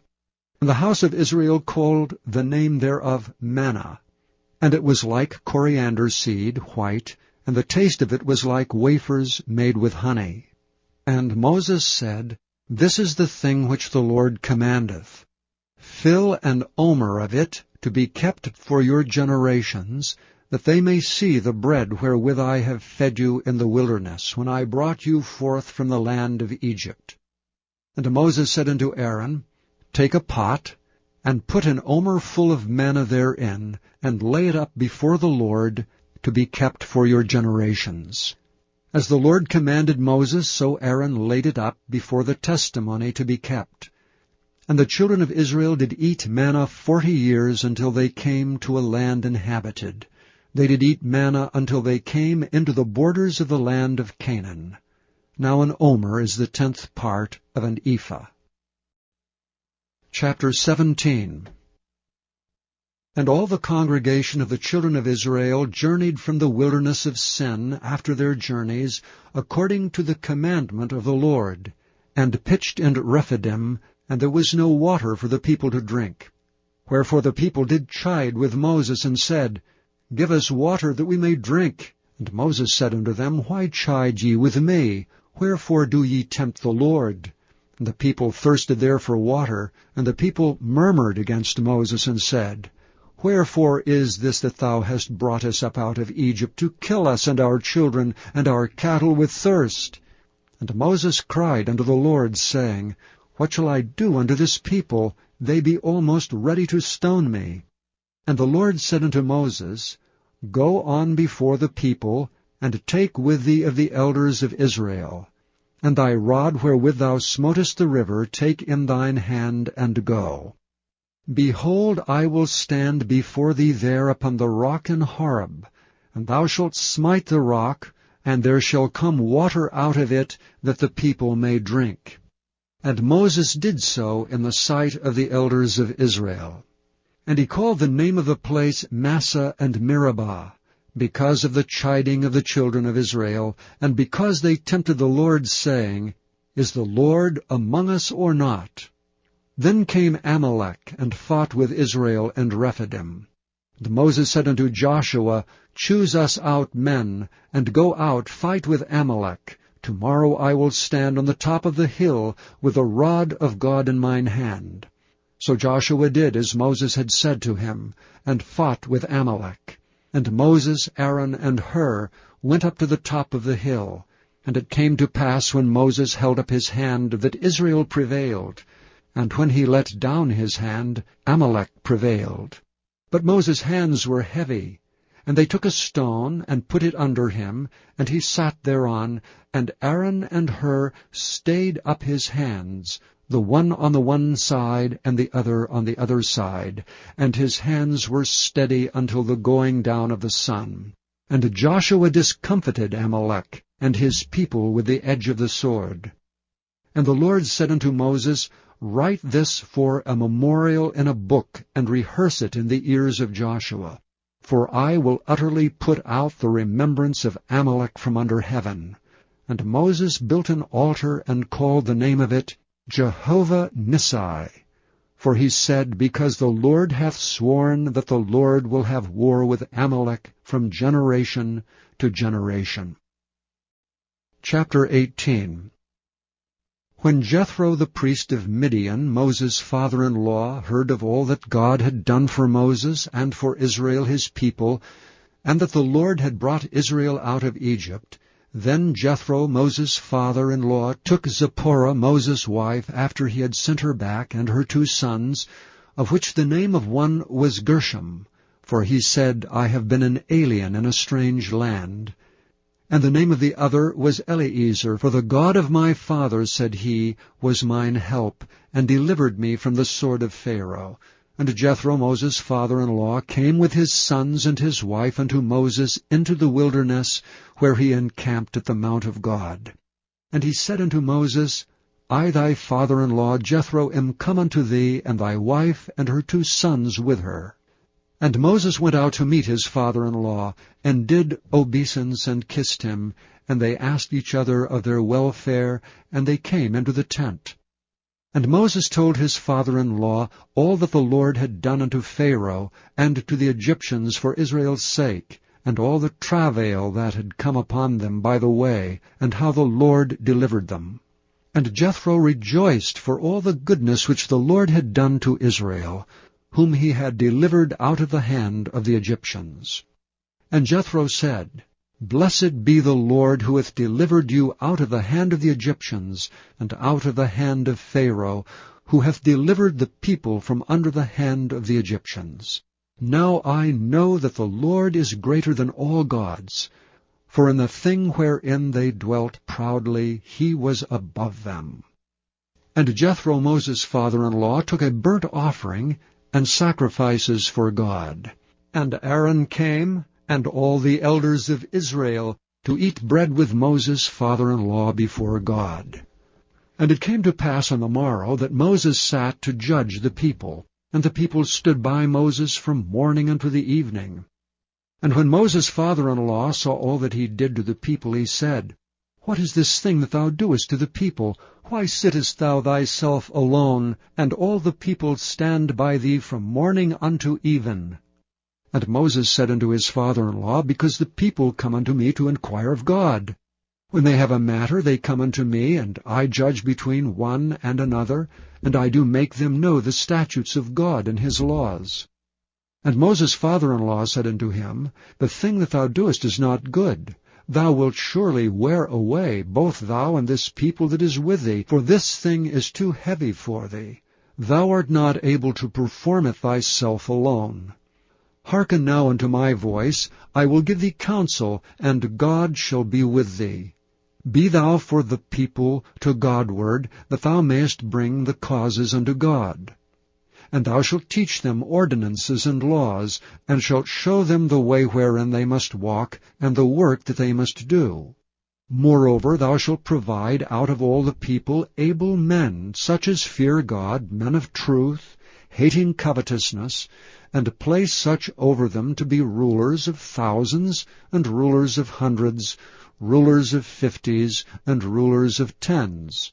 And let them judge the people at all seasons. And it shall be that every great matter they shall bring unto thee, but every small matter they shall judge. So shall it be easier for thyself, and they shall bear the burdens with thee.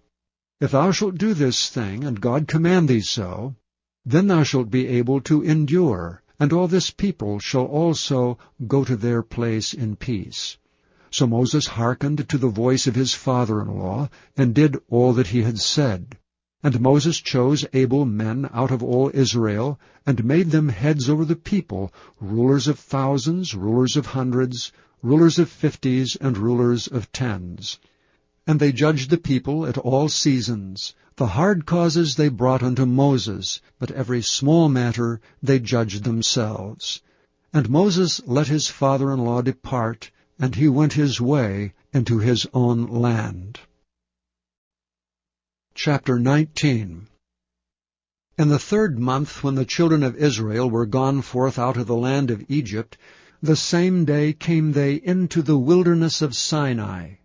For they were departed from Rephidim, and were come to the desert of Sinai, and had pitched in the wilderness, and there Israel camped before the mount. And Moses went up unto God, and the Lord called unto him out of the mountain, saying, Thus shalt thou say to the house of Jacob, and tell the children of Israel, Ye have seen what I did unto the Egyptians, and how I bare you on eagle's wings, and brought you unto myself. Now therefore, if ye will obey my voice indeed, and keep my covenant, then ye shall be a peculiar treasure unto me above all people, for all the earth is mine. And ye shall be unto me a kingdom of priests, and an holy nation. These are the words which thou shalt speak unto the children of Israel. And Moses came and called for the elders of the people, and laid before their faces all these words which the Lord commanded him. And all the people answered together and said, All that the Lord hath spoken we will do. And Moses returned the words of the people unto the Lord. And the Lord said unto Moses, Lo, I come unto thee in a thick cloud, that the people may hear when I speak with thee, and believe thee forever. And Moses told the words of the people unto the Lord. And the Lord said unto Moses, Go unto the people, and sanctify them today and tomorrow, and let them wash their clothes, and be ready against the 3rd day. For the 3rd day the Lord will come down in the sight of the people upon Mount Sinai. And thou shalt set bounds unto the people round about, saying, Take heed to yourselves, that ye go not up into the mount, or touch the border of it. Whosoever toucheth the mount shall be surely put to death. There shall not be an hand touch it, but he shall surely be stoned or shot through. Whether it be beast or man, it shall not live. When the trumpet soundeth long, they shall come up to the mount. And Moses went down from the mount unto the people, and sanctified the people, and they washed their clothes. And he said unto the people, Be ready against the 3rd day, come not at your wives. And it came to pass on the 3rd day in the morning, that there were thunders and lightnings, and a thick cloud upon the mount, and the voice of the trumpet exceeding loud, so that all the people that was in the camp trembled. And Moses brought forth the people out of the camp to meet with God. And they stood at the nether part of the mount. And Mount Sinai was altogether on a smoke, because the Lord descended upon it in fire. And the smoke thereof ascended as the smoke of a furnace, and the whole mount quaked greatly. And when the voice of the trumpet sounded long, and waxed louder and louder, Moses spake, and God answered him by a voice. And the Lord came down upon Mount Sinai, on the top of the mount, and the Lord called Moses up to the top of the mount, and Moses went up. And the Lord said unto Moses, Go down, charge the people, lest they break through unto the Lord to gaze, and many of them perish. And let the priests also which come near to the Lord sanctify themselves, lest the Lord break forth upon them. And Moses said unto the Lord, The people cannot come up to Mount Sinai, for thou chargedst us, saying, Set bounds about the mount, and sanctify it. And the Lord said unto him, Away, get thee down, and thou shalt come up, thou and Aaron with thee, but let not the priests and the people break through to come up unto the Lord, lest he break forth upon them. So Moses went down unto the people, and spake unto them. Chapter 20. And God spake all these words, saying, I am the Lord thy God, which hath brought thee out of the land of Egypt, out of the house of bondage. Thou shalt have no other gods before me. Thou shalt not make unto thee any graven image, or any likeness of anything that is in heaven above, or that is in the earth beneath, or that is in the water under the earth. Thou shalt not bow down thyself to them, nor serve them. For I, the Lord thy God, am a jealous God, visiting the iniquity of the fathers upon the children unto the 3rd and 4th generation of them that hate me, and showing mercy unto thousands of them that love me and keep my commandments. Thou shalt not take the name of the Lord thy God in vain, for the Lord will not hold him guiltless that taketh his name in vain. Remember the Sabbath day to keep it holy. 6 days shalt thou labor and do all thy work, but the 7th day is the Sabbath of the Lord thy God. In it thou shalt not do any work, thou, nor thy son, nor thy daughter, thy manservant, nor thy maidservant, nor thy cattle, nor thy stranger that is within thy gates. For in 6 days the Lord made heaven and earth, the sea, and all that in them is, and rested the 7th day. Wherefore the Lord blessed the Sabbath day, and hallowed it. Honor thy father and thy mother, that thy days may be long upon the land which the Lord thy God giveth thee. Thou shalt not kill. Thou shalt not commit adultery. Thou shalt not steal. Thou shalt not bear false witness against thy neighbor. Thou shalt not covet thy neighbor's house. Thou shalt not covet thy neighbor's wife, nor his manservant, nor his maidservant, nor his ox, nor his ass, nor anything that is thy neighbor's.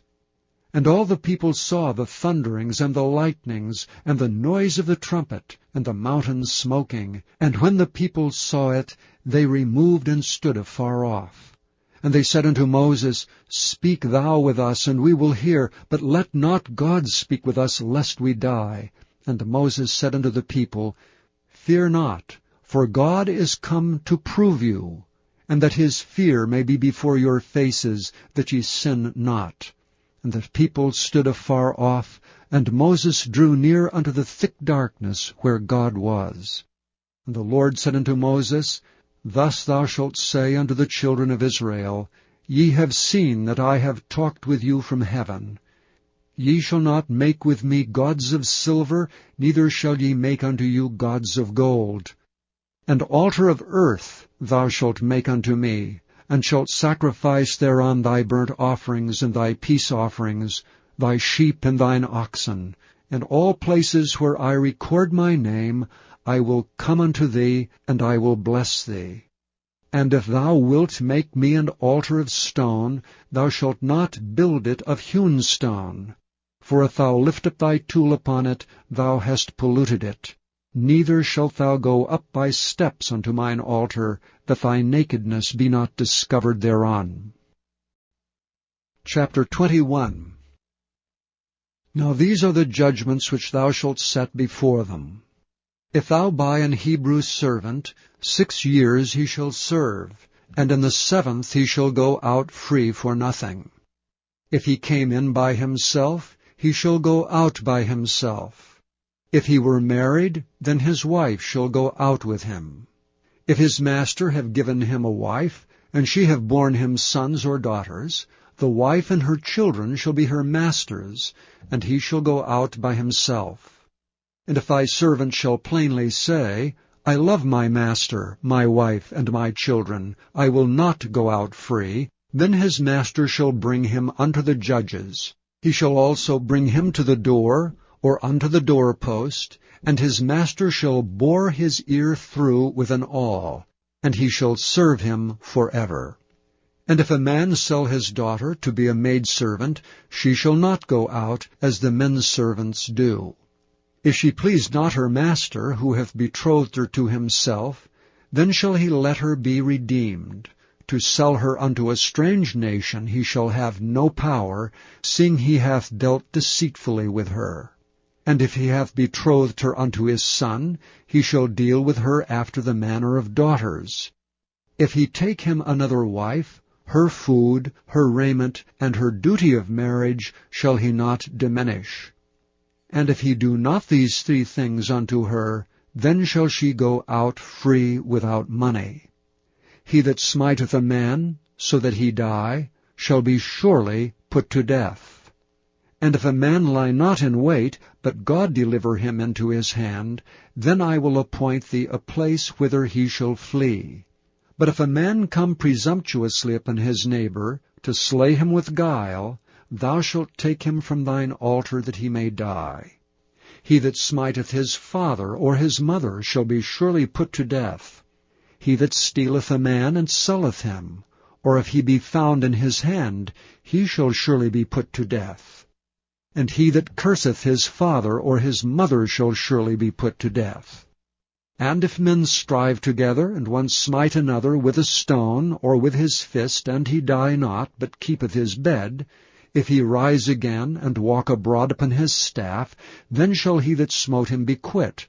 Only he shall pay for the loss of his time, and shall cause him to be thoroughly healed. And if a man smite his servant or his maid with a rod, and he die under his hand, he shall be surely punished. Notwithstanding, if he continue a day or 2, he shall not be punished, for he is his money.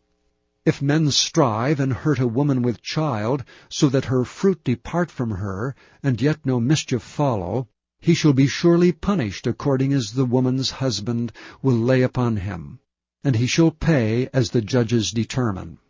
And if any mischief follow, then thou shalt give life for life, eye for eye, tooth for tooth, hand for hand, foot for foot, burning for burning, wound for wound, stripe for stripe. And if a man smite the eye of his servant, or the eye of his maid, that it perish, he shall let him go free for his eye's sake. And if he smite out his manservant's tooth, or his maidservant's tooth, he shall let him go free for his tooth's sake. If an ox gore a man or a woman that they die, then the ox shall be surely stoned, and his flesh shall not be eaten, but the owner of the ox shall be quit. But if the ox were wont to push with his horn in time past, and it hath been testified to his owner, and he hath not kept him in, but that he hath killed a man or a woman, the ox shall be stoned, and his owner also shall be put to death. If there be laid on him a sum of money, then he shall give for the ransom of his life whatsoever is laid upon him. Whether he have gored a son, or have gored a daughter, according to this judgment shall it be done unto him. If the ox shall push a man's servant or a maid's servant, he shall give unto their master 30 shekels of silver, and the ox shall be stoned. And if a man shall open a pit, or if a man shall dig a pit and not cover it, and an ox or an ass fall therein, the owner of the pit shall make it good, and give money unto the owner of them, and the dead beast shall be his. And if one man's ox hurt another's that he die, then they shall sell the live ox, and divide the money of it, and the dead ox also they shall divide. Or if it be known that the ox hath used to push in time past, and his owner hath not kept him in, he shall surely pay ox for ox, and the dead shall be his own. Chapter 22. If a man shall steal an ox or a sheep, and kill it or sell it, he shall restore 5 oxen for an ox, and 4 sheep for a sheep. If a thief be found breaking up, and be smitten that he die, there shall no blood be shed for him. If the sun be risen upon him, there shall be blood shed for him, for he should make full restitution. If he have nothing, then he shall be sold for his theft. If the theft be certainly found in his hand alive, whether it be ox or ass or sheep, he shall restore double. If a man shall cause a field or vineyard to be eaten, and shall put in his beast, and shall feed in another man's field, of the best of his own field, and of the best of his own vineyard, shall he make restitution. If fire break out, and catch in thorns, so that the stacks of corn, or the standing corn, or the field be consumed therewith, he that kindled the fire shall surely make restitution. If a man shall deliver unto his neighbor money or stuff to keep, and it be stolen out of the man's house, if the thief be found, let him pay double. If the thief be not found, then the master of the house shall be brought unto the judges, to see whether he have put his hand unto his neighbor's goods. For all manner of trespass, whether it be for ox, for ass, for sheep, for raiment, or for any manner of lost thing, which another challengeth to be his, the cause of both parties shall come before the judges, and whom the judges shall condemn, he shall pay double unto his neighbor. If a man deliver unto his neighbor an ass, or an ox, or a sheep, or any beast to keep, and it die or be hurt, or driven away, no man seeing it, then shall an oath of the Lord between them both, that he hath not put his hand unto his neighbor's goods, and the owner of it shall accept thereof, and he shall not make it good. And if it be stolen from him, he shall make restitution unto the owner thereof. If it be torn in pieces, then let him bring it for witness, and he shall not make good that which was torn. And if a man borrow aught of his neighbor, and it be hurt, or die, the owner thereof being not with it, he shall surely make it good. But if the owner thereof be with it, he shall not make it good. If it be an hired thing, it came for his hire. And if a man entice a maid that is not betrothed, and lie with her, he shall surely endow her to be his wife. If her father utterly refuse to give her unto him, he shall pay money according to the dowry of virgins. Thou shalt not suffer a witch to live. Whosoever lieth with a beast shall surely be put to death. He that sacrificeth unto any god save unto the Lord only, he shall be utterly destroyed. Thou shalt neither vex a stranger, nor oppress him, for ye were strangers in the land of Egypt. Ye shall not afflict any widow or fatherless child. If thou afflict them in any wise, and they cry at all unto me, I will surely hear their cry. And my wrath shall wax hot, and I will kill you with the sword, and your wives shall be widows, and your children fatherless. If thou lend money to any of my people that is poor by thee, thou shalt not be to him as an usurer, neither shalt thou lay upon him usury. If thou at all take thy neighbour's raiment to pledge, thou shalt deliver it unto him by that the sun goeth down. For that is his covering only, it is his raiment for his skin. Wherein shall he sleep? And it shall come to pass when he crieth unto me that I will hear, for I am gracious. Thou shalt not revile the gods, nor curse the ruler of thy people. Thou shalt not delay to offer the first of thy ripe fruits and of thy liquors, the firstborn of thy sons shalt thou give unto me. Likewise shalt thou do with thine oxen and with thy sheep. 7 days it shall be with his dam, and on the 8th day thou shalt give it me. And ye shall be holy men unto me. Neither shall ye eat any flesh that is torn of beasts in the field, ye shall cast it to the dogs. Chapter 23. Thou shalt not raise a false report. Put not thine hand with the wicked, to be an unrighteous witness. Thou shalt not follow a multitude to do evil, neither shalt thou speak in a cause to decline after many to wrest judgment. Neither shalt thou countenance a poor man in his cause. If thou meet thine enemy's ox or his ass going astray, thou shalt surely bring it back to him again. If thou see the ass of him that hateth thee lying under his burden, and wouldst forbear to help him, thou shalt surely help with him. Thou shalt not wrest the judgment of thy poor in his cause. Keep thee far from a false matter. And the innocent and righteous slay thou not, for I will not justify the wicked. And thou shalt take no gift, for the gift blindeth the wise, and perverteth the words of the righteous. Also thou shalt not oppress a stranger, for ye know the heart of a stranger, seeing ye were strangers in the land of Egypt. And 6 years thou shalt sow thy land, and shalt gather in the fruits thereof. But the 7th year thou shalt let it rest and lie still, that the poor of thy people may eat. And what they leave, the beasts of the field shall eat. In like manner thou shalt deal with thy vineyard and with thy oliveyard. 6 days thou shalt do thy work, and on the 7th day thou shalt rest, that thine ox and thine ass may rest, and the son of thy handmaid and the stranger may be refreshed. And in all things that I have said unto you, be circumspect, and make no mention of the name of other gods, neither let it be heard out of thy mouth.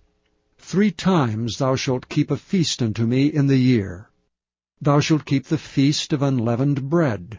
Thou shalt eat unleavened bread 7 days, as I commanded thee, in the time appointed of the month Abib. For in it thou camest out from Egypt, and none shall appear before me empty. And the feast of harvest, the firstfruits of thy labors which thou hast sown in the field. And the feast of ingathering, which is in the end of the year, when thou hast gathered in thy labors out of the field. 3 times in the year all thy males shall appear before the Lord God. Thou shalt not offer the blood of my sacrifice with leavened bread, neither shall the fat of my sacrifice remain until the morning. The first of the firstfruits of thy land thou shalt bring into the house of the Lord thy God. Thou shalt not seethe a kid in his mother's milk. Behold, I send an angel before thee, to keep thee in the way, and to bring thee into the place which I have prepared. Beware of him, and obey his voice. Provoke him not, for he will not pardon your transgressions, for my name is in him. But if thou shalt indeed obey his voice, and do all that I speak, then I will be an enemy unto thine enemies, and an adversary unto thine adversaries. For mine angel shall go before thee, and bring thee unto the Amorites, and the Hittites, and the Perizzites, and the Canaanites, and the Hivites, and the Jebusites, and I will cut them off. Thou shalt not bow down to their gods, nor serve them, nor do after their works, but thou shalt utterly overthrow them, and quite break down their images. And ye shall serve the Lord your God, and he shall bless thy bread and thy water, and I will take sickness away from the midst of thee. There shall nothing cast their young, nor be barren in thy land. The number of thy days I will fulfill. I will send my fear before thee, and will destroy all the people to whom thou shalt come, and I will make all thine enemies turn their backs unto thee. And I will send hornets before thee, which shall drive out the Hivite, the Canaanite, and the Hittite from before thee. And I will not drive them out from before thee in 1 year, lest the land become desolate, and the beast of the field multiply against thee. By little and little I will drive them out from before thee, until thou be increased and inherit the land. And I will set thy bounds from the Red Sea, even unto the sea of the Philistines, and from the desert unto the river. For I will deliver the inhabitants of the land into your hand, and thou shalt drive them out before thee. Thou shalt make no covenant with them, nor with their gods. They shall not dwell in thy land, lest they make thee sin against me. For if thou serve their gods, it will surely be a snare unto thee. Chapter 24. And he said unto Moses, Come up unto the Lord, thou and Aaron, Nadab and Abihu, and 70 of the elders of Israel, and worship ye afar off. And Moses alone shall come near the Lord, but they shall not come nigh, neither shall the people go up with him. And Moses came and told the people all the words of the Lord, and all the judgments. And all the people answered with one voice, and said, All the words which the Lord hath said we will do. And Moses wrote all the words of the Lord, and rose up early in the morning, and builded an altar under the hill, and 12 pillars, according to the 12 tribes of Israel. And he sent young men of the children of Israel, which offered burnt offerings, and sacrificed peace offerings of oxen unto the Lord. And Moses took half of the blood, and put it in basins, and half of the blood he sprinkled on the altar. And he took the book of the covenant, and read in the audience of the people. And they said, All that the Lord hath said, we will do, and be obedient. And Moses took the blood, and sprinkled it on the people, and said, Behold the blood of the covenant, which the Lord hath made with you concerning all these words. Then went up Moses and Aaron, Nadab and Abihu, and 70 of the elders of Israel. And they saw the God of Israel, and there was under his feet as it were a paved work of a sapphire stone, and as it were the body of heaven in his clearness. And upon the nobles of the children of Israel he laid not his hand. Also they saw God, and did eat and drink. And the Lord said unto Moses, Come up to me into the mount, and be there. And I will give thee tables of stone, and the law and commandments which I have written, that thou mayest teach them. And Moses rose up, and his minister Joshua, and Moses went up into the mount of God. And he said unto the elders, Tarry ye here for us, until we come again unto you. And behold, Aaron and Hur are with you. If any man have any matters to do, let him come unto them. And Moses went up into the mount, and a cloud covered the mount. And the glory of the Lord abode upon Mount Sinai, and the cloud covered it 6 days. And the 7th day he called unto Moses out of the midst of the cloud. And the sight of the glory of the Lord was like devouring fire on the top of the mount in the eyes of the children of Israel. And Moses went into the midst of the cloud, and gat him up into the mount. And Moses was in the mount 40 days and 40 nights. Chapter 25. And the Lord spake unto Moses, saying, Speak unto the children of Israel, that they bring me an offering. Of every man that giveth it willingly with his heart, ye shall take my offering. And this is the offering which ye shall take of them, gold, and silver, and brass, and blue, and purple, and scarlet, and fine linen, and goat's hair, and rams' skins dyed red, and badgers' skins, and shittim wood, oil for the light, spices for anointing oil, and for sweet incense, onyx stones and stones to be set in the ephod and in the breastplate. And let them make me a sanctuary, that I may dwell among them. According to all that I show thee, after the pattern of the tabernacle and the pattern of all the instruments thereof, even so shall ye make it. And they shall make an ark of shittim wood. 2 cubits and a half shall be the length thereof, and 1 cubit and a half the breadth thereof, and 1 cubit and a half the height thereof. And thou shalt overlay it with pure gold. Within and without shalt thou overlay it, and shalt make upon it a crown of gold round about.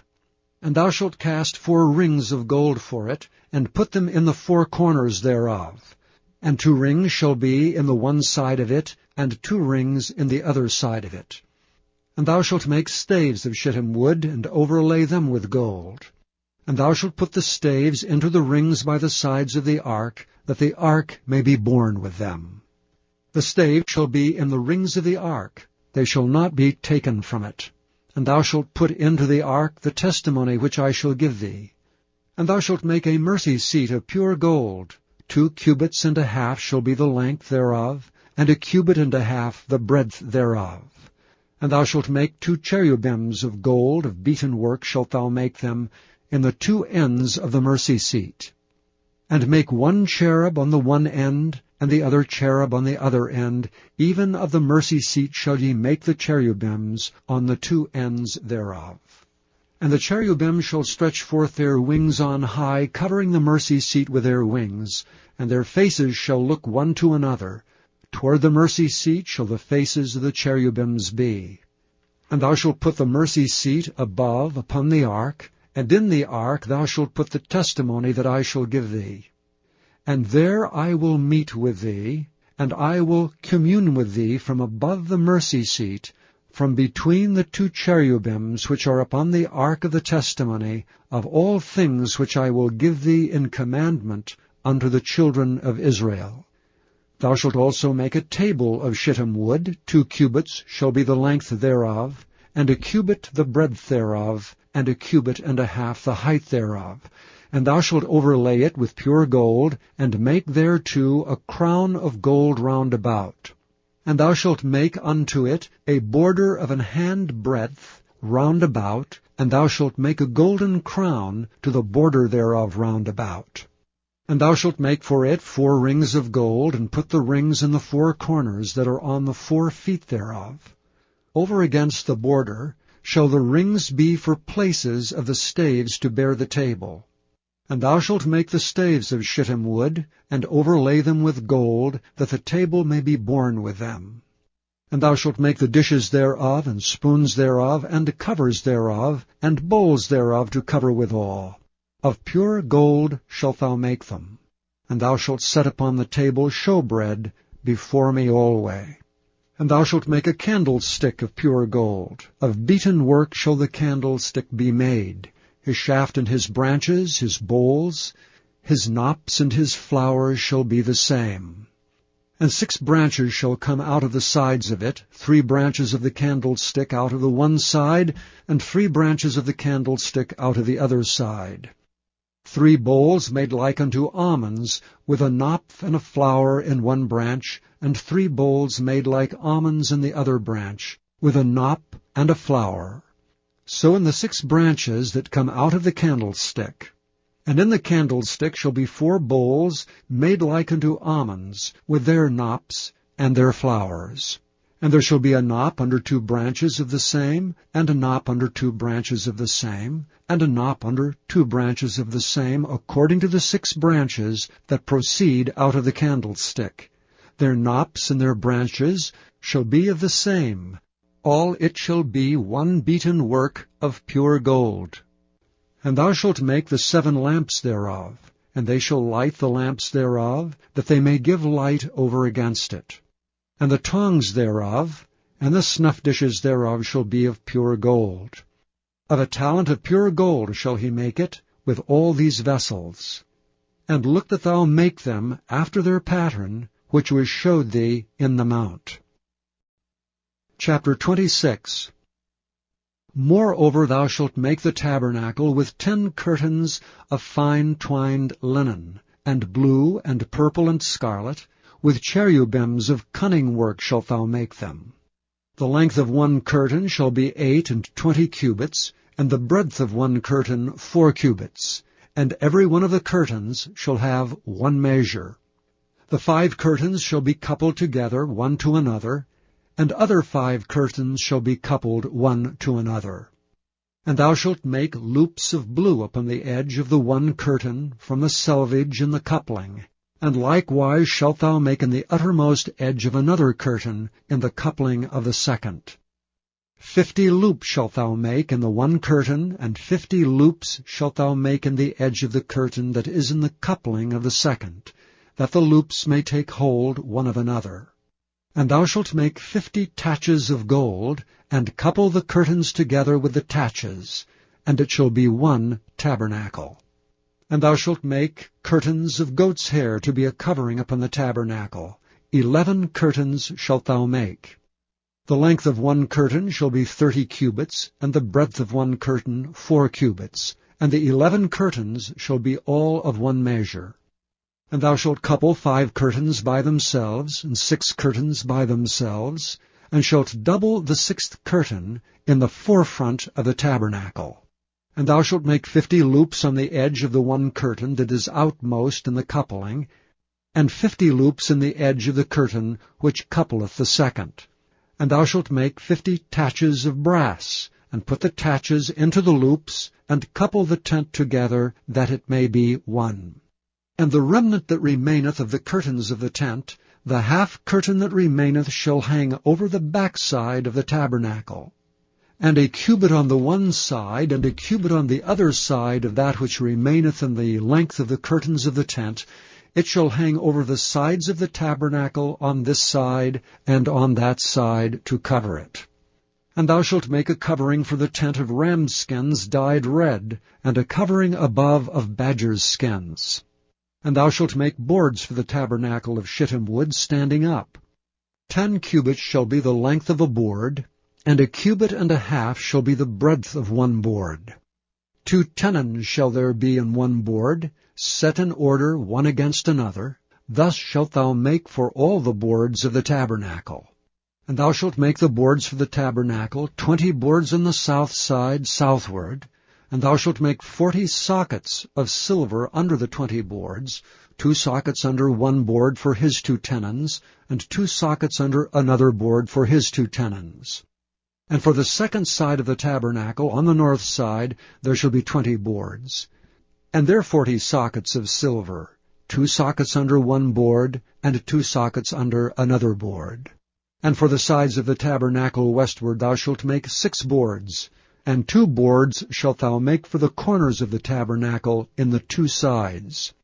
And they shall be coupled together beneath, and they shall be coupled together above the head of it unto one ring.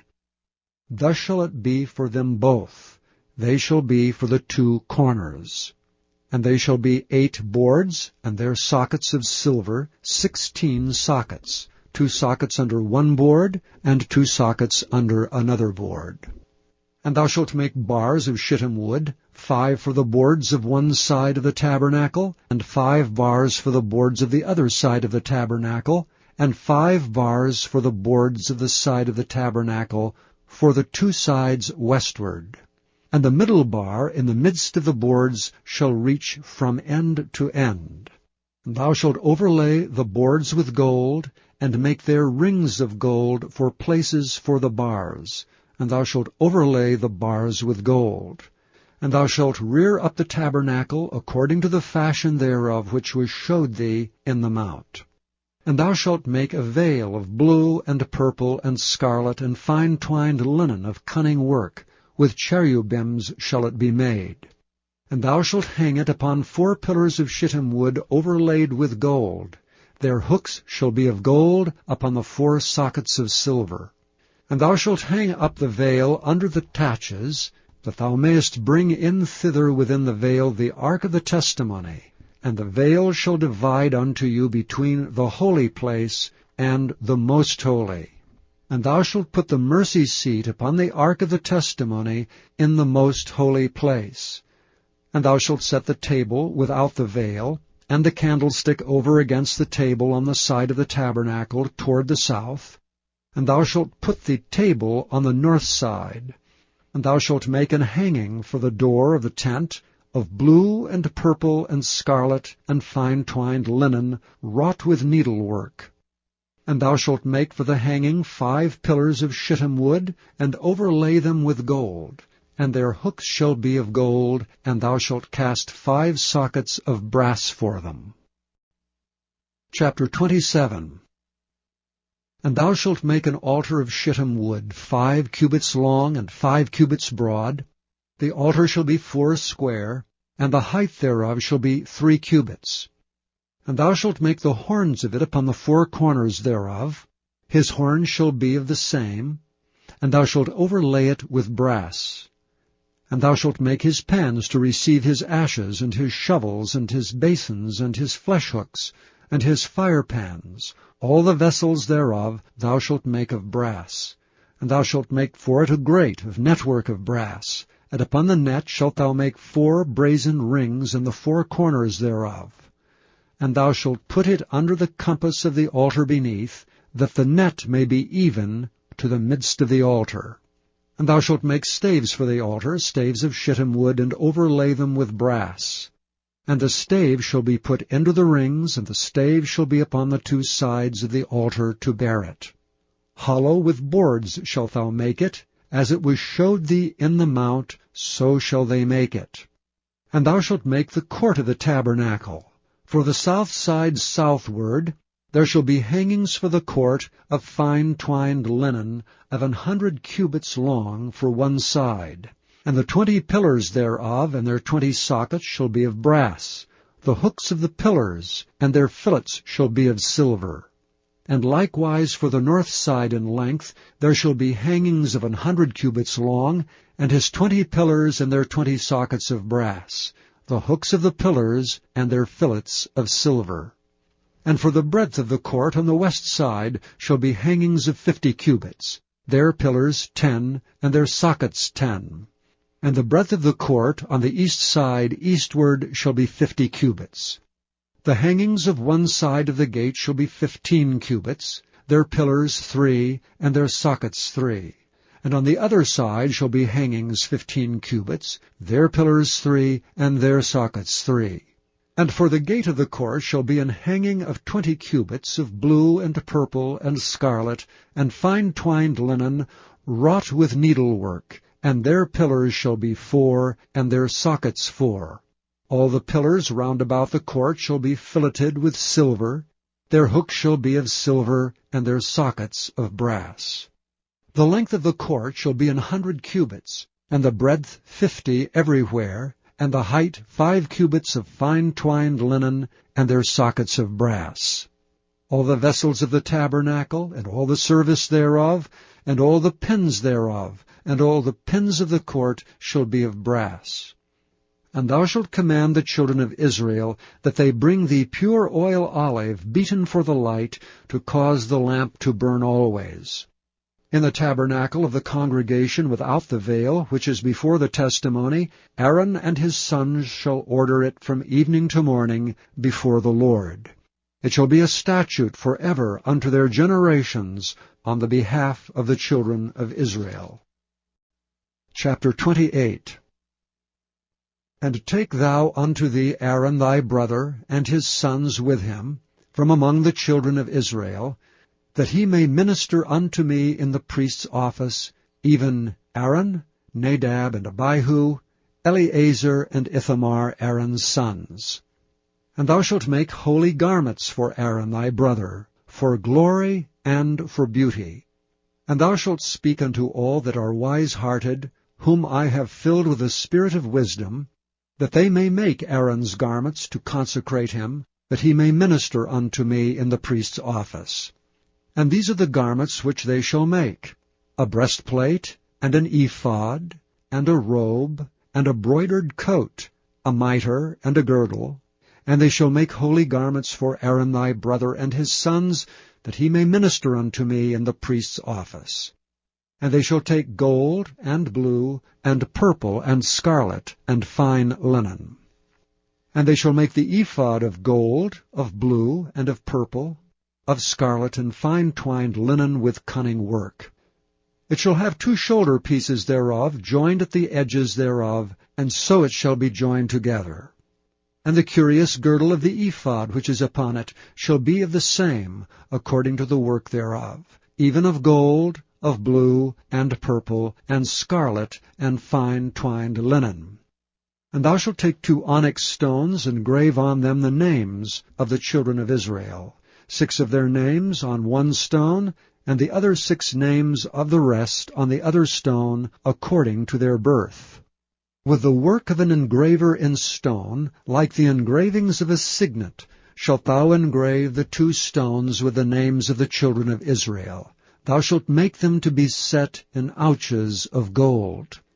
And thou shalt put the 2 stones upon the shoulders of the ephod for stones of memorial unto the children of Israel. And Aaron shall bear their names before the Lord upon his 2 shoulders for a memorial. And thou shalt make ouches of gold, and 2 chains of pure gold at the ends. Of wreathen work shalt thou make them, and fasten the wreathen chains to the ouches. And thou shalt make the breastplate of judgment with cunning work. After the work of the ephod thou shalt make it, of gold, of blue, and of purple, and of scarlet, and of fine twined linen shalt thou make it. 4 square it shall be, being doubled. A span shall be the length thereof, and a span shall be the breadth thereof. And thou shalt set in it settings of stones, even 4 rows of stones. The first row shall be a sardius, a topaz, and a carbuncle. This shall be the first row.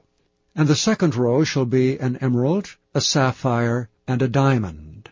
And the third row a ligure, an agate, and an amethyst. And the fourth row a beryl, and an onyx, and a jasper. They shall be set in gold in their enclosings. And the stones shall be with the names of the children of Israel, 12 according to their names, like the engravings of a signet. Every one with his name shall they be, according to the 12 tribes. And thou shalt make upon the breastplate chains at the ends of wreathen work of pure gold. And thou shalt make upon the breastplate 2 rings of gold, and shalt put the 2 rings on the 2 ends of the breastplate. And thou shalt put the 2 wreathen chains of gold in the 2 rings which are on the ends of the breastplate. And the other 2 ends, the 2 wreathen chains, shalt thou fasten in the 2 ouches, and put them on the shoulder pieces of the ephod before it. And thou shalt make 2 rings of gold, and thou shalt put them upon the 2 ends of the breastplate in the border thereof, which is in the side of the ephod inward. And 2 other rings of gold thou shalt make, and shalt put them on the 2 sides of the ephod underneath, toward the forepart thereof, over against the other coupling thereof, above the curious girdle of the ephod. And they shall bind the breastplate by the rings thereof unto the rings of the ephod with a lace of blue, that it may be above the curious girdle of the ephod, and that the breastplate be not loosed from the ephod. And Aaron shall bear the names of the children of Israel in the breastplate of judgment upon his heart, when he goeth into the holy place, for a memorial before the Lord continually. And thou shalt put in the breastplate of judgment the Urim and the Thummim, and they shall be upon Aaron's heart when he goeth in before the Lord. And Aaron shall bear the judgment of the children of Israel upon his heart before the Lord continually. And thou shalt make the robe of the ephod all of blue. And there shall be an hole in the top of it, in the midst thereof. It shall have a binding of woven work round about the hole of it, as it were the hole of an habergeon, that it be not rent. And beneath upon the hem of it thou shalt make pomegranates of blue, and of purple, and of scarlet, round about the hem thereof, and bells of gold between them round about. a golden bell and a pomegranate, a golden bell and a pomegranate, upon the hem of the robe round about. And it shall be upon Aaron to minister, and his sound shall be heard when he goeth in unto the holy place before the Lord, and when he cometh out, that he die not. And thou shalt make a plate of pure gold, and grave upon it, like the engravings of a signet, Holiness to the Lord. And thou shalt put it on a blue lace, that it may be upon the mitre, upon the forefront of the mitre it shall be. And it shall be upon Aaron's forehead, that Aaron may bear the iniquity of the holy things, which the children of Israel shall hallow in all their holy gifts. And it shall be always upon his forehead, that they may be accepted before the Lord. And thou shalt embroider the coat of fine linen, and thou shalt make the mitre of fine linen, and thou shalt make the girdle of needlework. And for Aaron's sons thou shalt make coats, and thou shalt make for them girdles, and bonnets shalt thou make for them, for glory and for beauty. And thou shalt put them upon Aaron thy brother, and his sons with him, and shalt anoint them, and consecrate them, and sanctify them, that they may minister unto me in the priest's office. And thou shalt make them linen breeches to cover their nakedness, from the loins even unto the thighs they shall reach. And they shall be upon Aaron and upon his sons, when they come in unto the tabernacle of the congregation, or when they come near unto the altar to minister in the holy place, that they bear not iniquity and die. It shall be a statute for ever unto him and his seed after him. Chapter 29. And this is the thing that thou shalt do unto them to hallow them, to minister unto me in the priest's office. Take 1 young bullock, and 2 rams without blemish, and unleavened bread, and cakes unleavened tempered with oil, and wafers unleavened, anointed with oil. Of wheaten flour shalt thou make them. And thou shalt put them into 1 basket, and bring them in the basket with the bullock and the 2 rams. And Aaron and his sons thou shalt bring unto the door of the tabernacle of the congregation, and shalt wash them with water. And thou shalt take the garments, and put upon Aaron the coat, and the robe of the ephod, and the breastplate, and gird him with the curious girdle of the ephod. And thou shalt put the mitre upon his head, and put the holy crown upon the mitre. Then shalt thou take anointing oil, and pour it upon his head, and anoint him. And thou shalt bring his sons, and put coats upon them. And thou shalt gird them with girdles, Aaron and his sons, and put the bonnets on them. And the priest's office shall be theirs for a perpetual statute, and thou shalt consecrate Aaron and his sons. And thou shalt cause a bullock to be brought before the tabernacle of the congregation, and Aaron and his sons shall put their hands upon the head of the bullock. And thou shalt kill the bullock before the Lord, by the door of the tabernacle of the congregation. And thou shalt take of the blood of the bullock, and put it upon the horns of the altar with thy finger, and pour all the blood beside the bottom of the altar. And thou shalt take all the fat that covereth the inwards, and the caul that is above the liver, and the 2 kidneys, and the fat that is upon them, and burn them upon the altar. But the flesh of the bullock, and his skin, and his dung, shalt thou burn with fire without the camp. It is a sin offering. Thou shalt also take 1 ram, and Aaron and his sons shall put their hands upon the head of the ram. And thou shalt slay the ram, and thou shalt take his blood, and sprinkle it round about upon the altar. And thou shalt cut the ram in pieces, and wash the inwards of him and his legs, and put them unto his pieces, and unto his head. And thou shalt burn the whole ram upon the altar.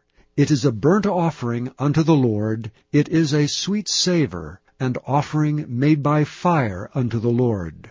And thou shalt take the other ram, and Aaron and his sons shall put their hands upon the head of the ram.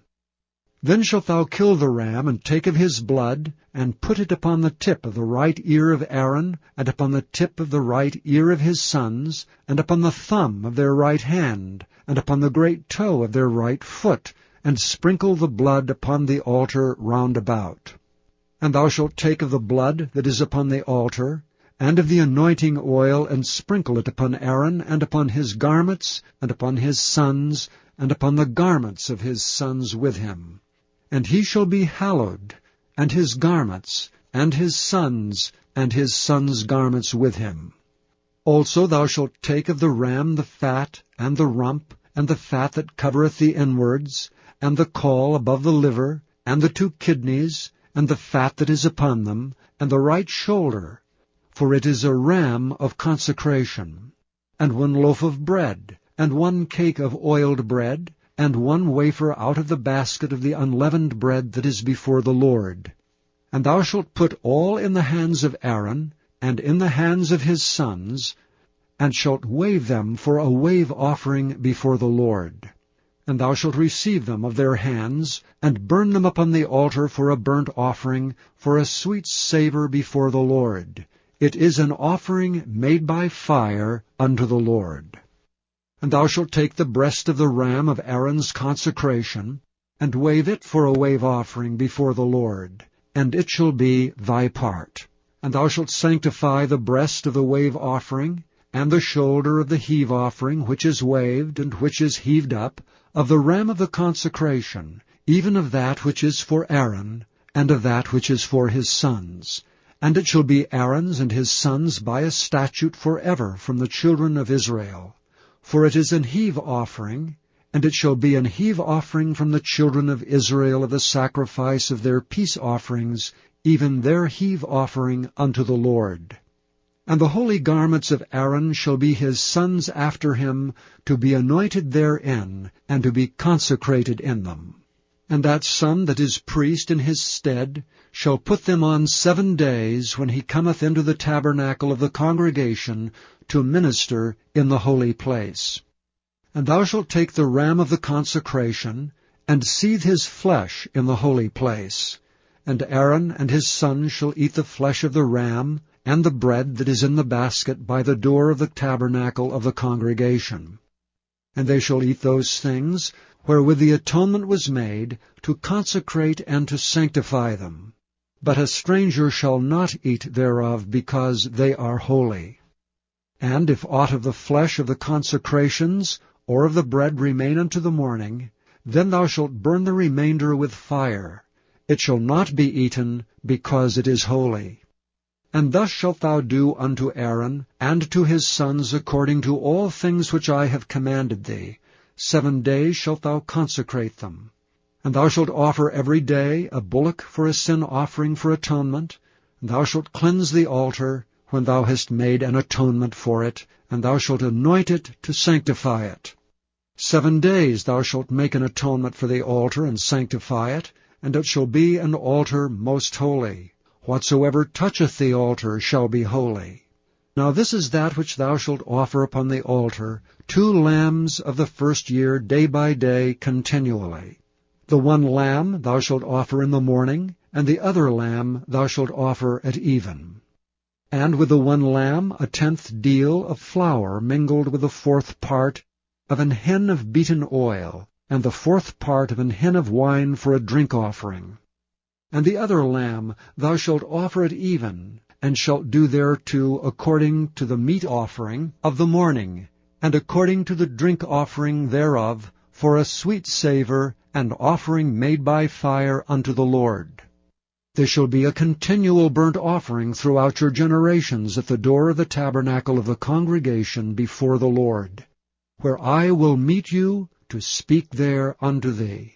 And there I will meet with the children of Israel, and the tabernacle shall be sanctified by my glory. And I will sanctify the tabernacle of the congregation and the altar. I will sanctify also both Aaron and his sons to minister to me in the priest's office. And I will dwell among the children of Israel, and will be their God. And they shall know that I am the Lord their God, that brought them forth out of the land of Egypt, that I may dwell among them. I am the Lord their God. Chapter 30. And thou shalt make an altar to burn incense upon. Of shittim wood shalt thou make it. A cubit shall be the length thereof, and a cubit the breadth thereof. 4 square shall it be, and 2 cubits shall be the height thereof. The horns thereof shall be of the same.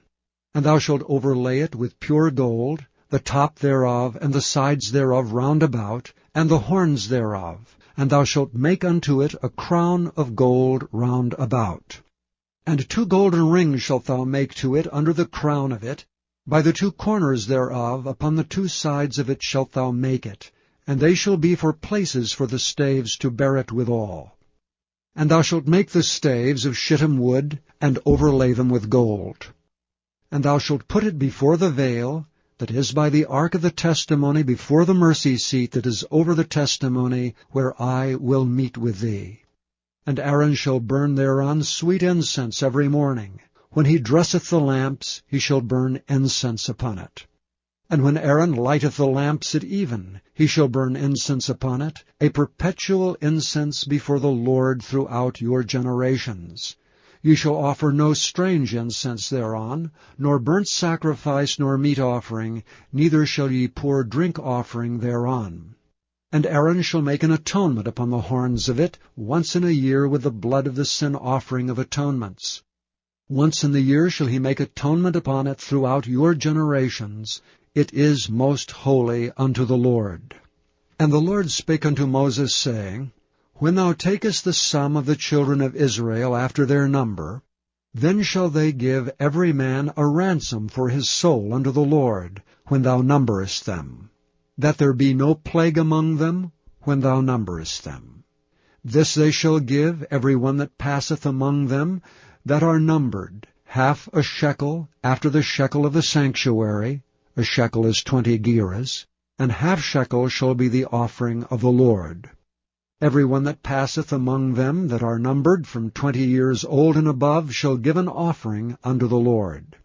The rich shall not give more, and the poor shall not give less than half a shekel, when they give an offering unto the Lord, to make an atonement for your souls.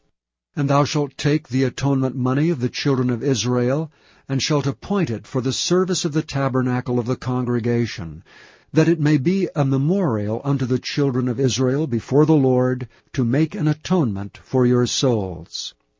And the Lord spake unto Moses, saying, Thou shalt also make a laver of brass, and his foot also of brass, to wash withal.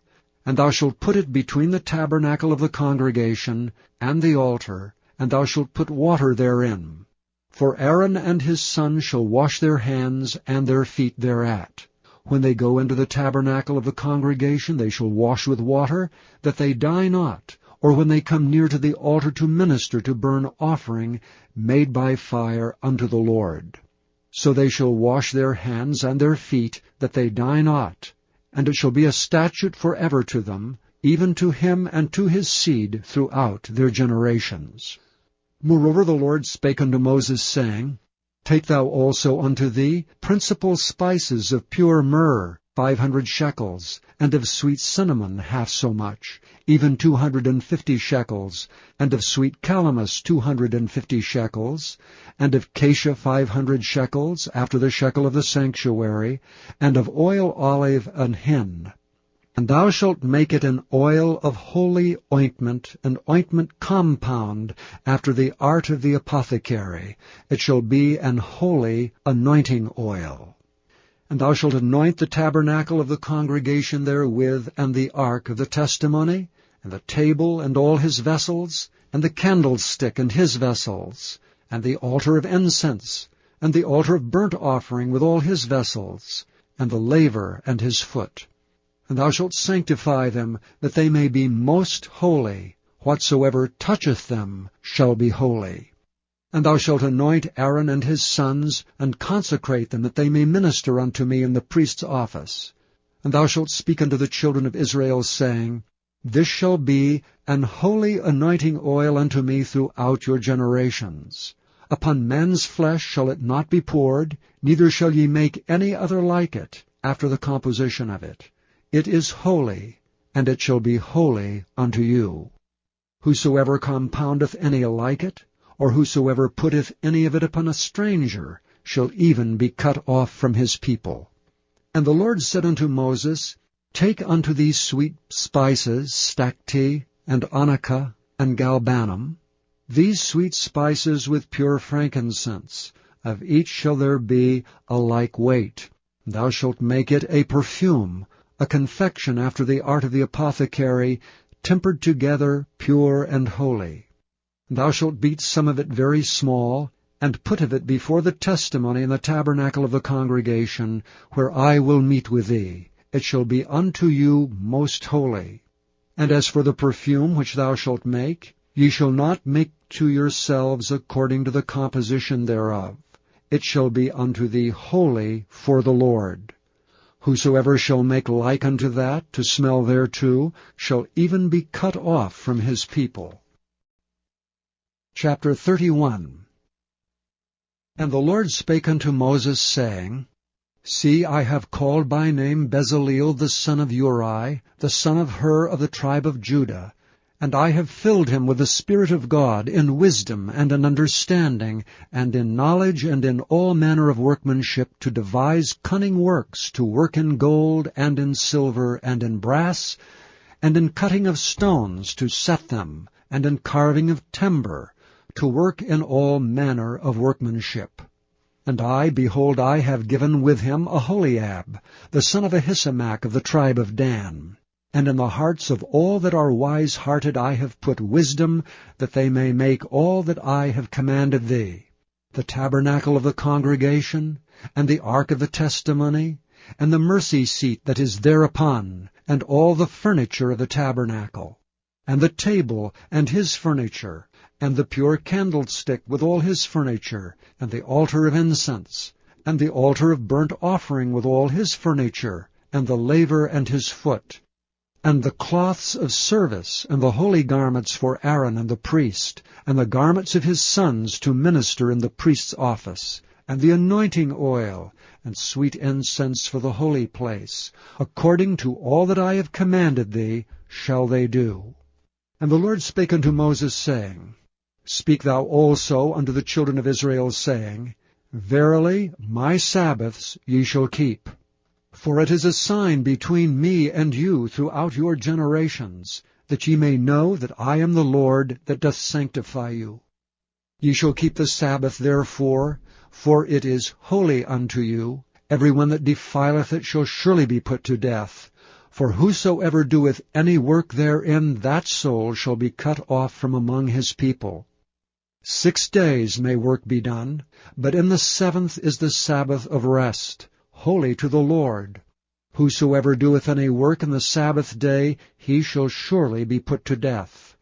Wherefore the children of Israel shall keep the Sabbath, to observe the Sabbath throughout their generations for a perpetual covenant. It is a sign between me and the children of Israel forever. For in 6 days the Lord made heaven and earth, and on the 7th day he rested and was refreshed. And he gave unto Moses, when he had made an end of communing with him upon Mount Sinai, 2 tables of testimony, tables of stone, written with the finger of God. Chapter 32. And when the people saw that Moses delayed to come down out of the mount, the people gathered themselves together unto Aaron, and said unto him, Up, make us gods which shall go before us, for as for this Moses, the man that brought us up out of the land of Egypt, we wot not what is become of him. And Aaron said unto them, Break off the golden earrings which are in the ears of your wives, of your sons, and of your daughters, and bring them unto me. And all the people brake off the golden earrings which were in their ears, and brought them unto Aaron. And he received them at their hand, and fashioned it with a graving tool, after he had made it a molten calf. And they said, These be thy gods, O Israel, which brought thee up out of the land of Egypt. And when Aaron saw it, he built an altar before it, and Aaron made proclamation, and said, Tomorrow is a feast to the Lord. And they rose up early on the morrow, and offered burnt offerings, and brought peace offerings, and the people sat down to eat and drink, and rose up to play. And the Lord said unto Moses, Go, get thee down, for thy people which thou broughtest out of the land of Egypt have corrupted themselves. They have turned aside quickly out of the way which I commanded them. They have made them a molten calf, and have worshipped it, and have sacrificed thereunto, and said, These be thy gods, O Israel, which have brought thee up out of the land of Egypt. And the Lord said unto Moses, I have seen this people, and behold, it is a stiff-necked people. Now therefore let me alone, that my wrath may wax hot against them, and that I may consume them, and I will make of thee a great nation. And Moses besought the Lord his God, and said, Lord, why doth thy wrath wax hot against thy people, which thou hast brought forth out of the land of Egypt with great power, and with a mighty hand? Wherefore should the Egyptians speak and say, For mischief did he bring them out, to slay them in the mountains, and to consume them from the face of the earth? Turn from thy fierce wrath, and repent of this evil against thy people. Remember Abraham, Isaac, and Israel, thy servants, to whom thou swarest by thine own self, and saidst unto them, I will multiply your seed as the stars of heaven, and all this land that I have spoken of will I give unto your seed, and they shall inherit it forever. And the Lord repented of the evil which he thought to do unto his people. And Moses turned and went down from the mount, and the 2 tables of the testimony were in his hand. The tables were written on both their sides, on the one side and on the other were they written. And the tables were the work of God, and the writing was the writing of God graven upon the tables.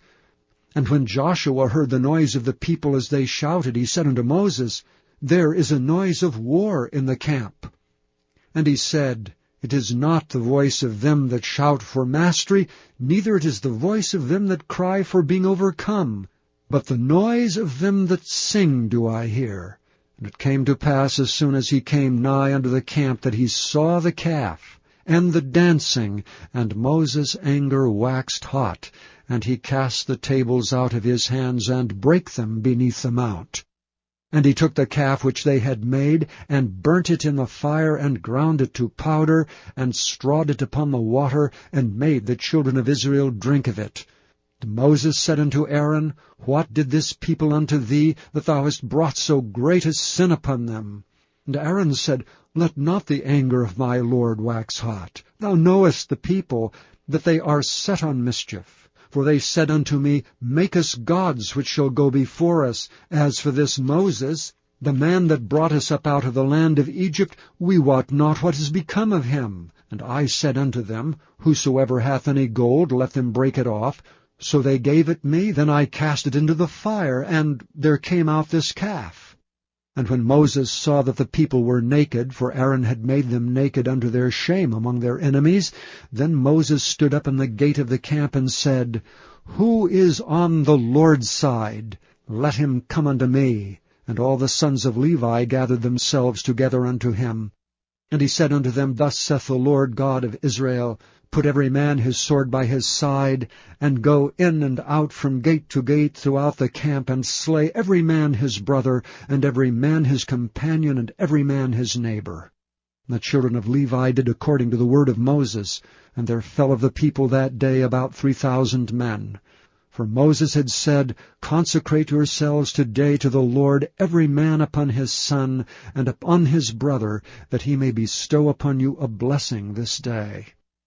And it came to pass on the morrow that Moses said unto the people, Ye have sinned a great sin.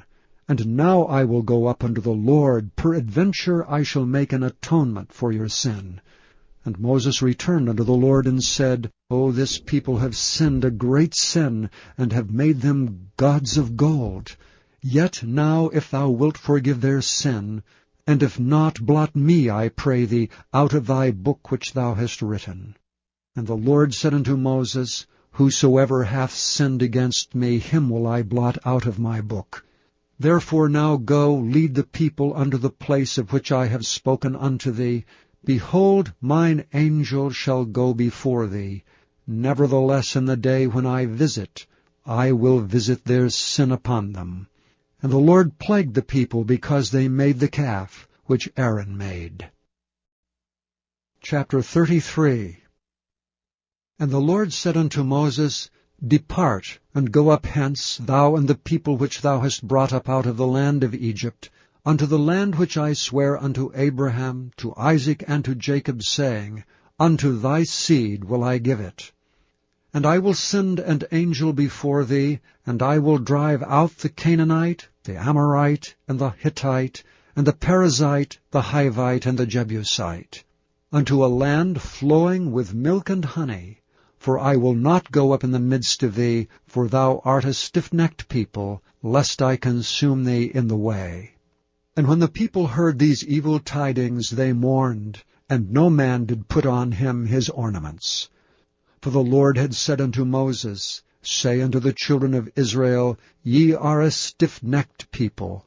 I will come up into the midst of thee in a moment and consume thee. Therefore now put off thy ornaments from thee, that I may know what to do unto thee. And the children of Israel stripped themselves of their ornaments by the Mount Horeb. And Moses took the tabernacle, and pitched it without the camp, afar off from the camp, and called it the tabernacle of the congregation.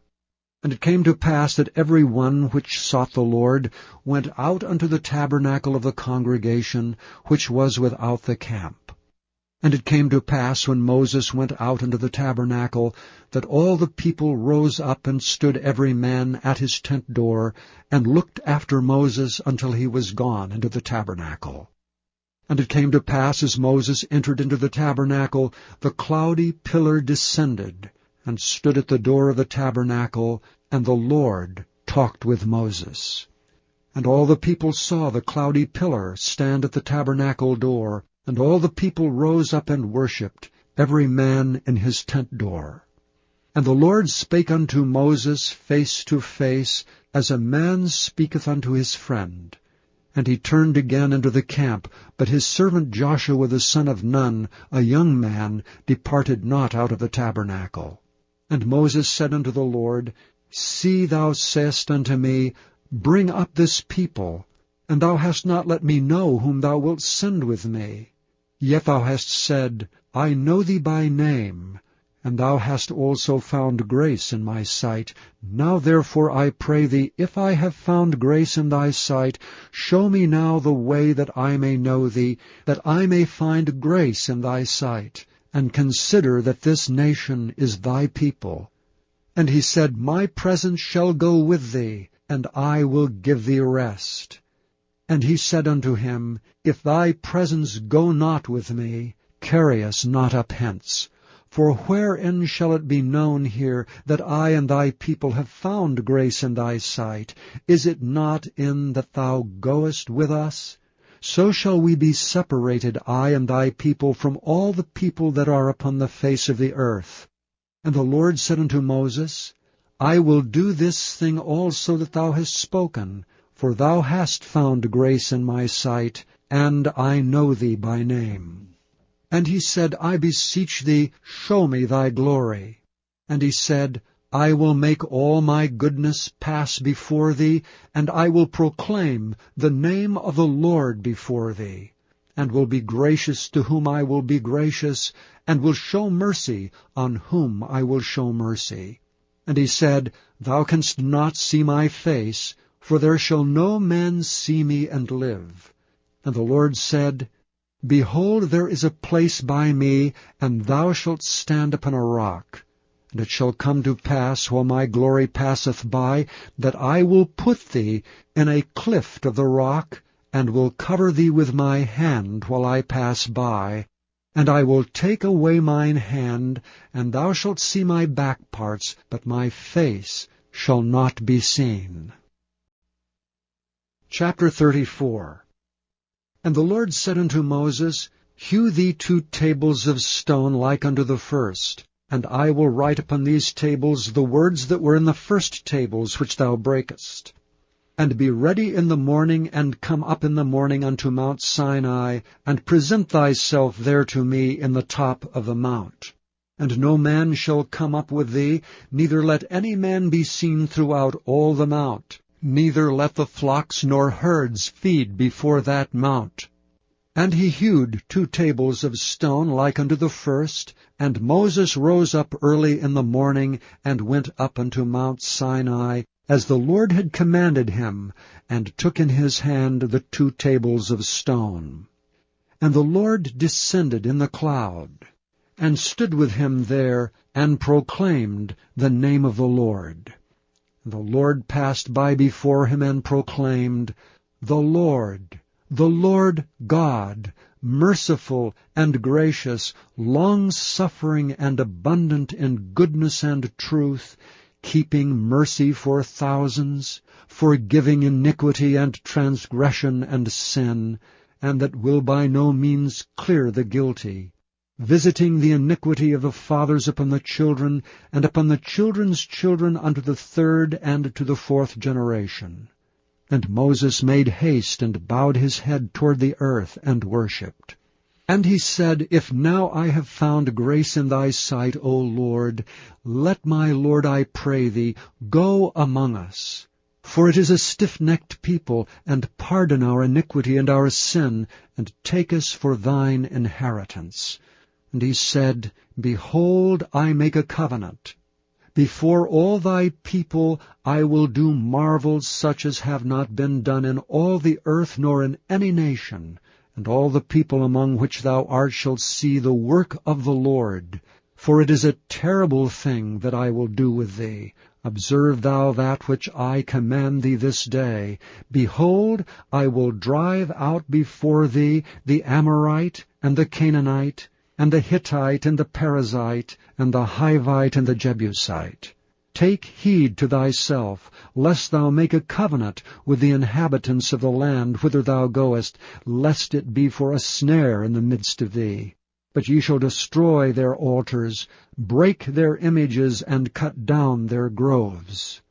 For thou shalt worship no other God, for the Lord, whose name is jealous, is a jealous God.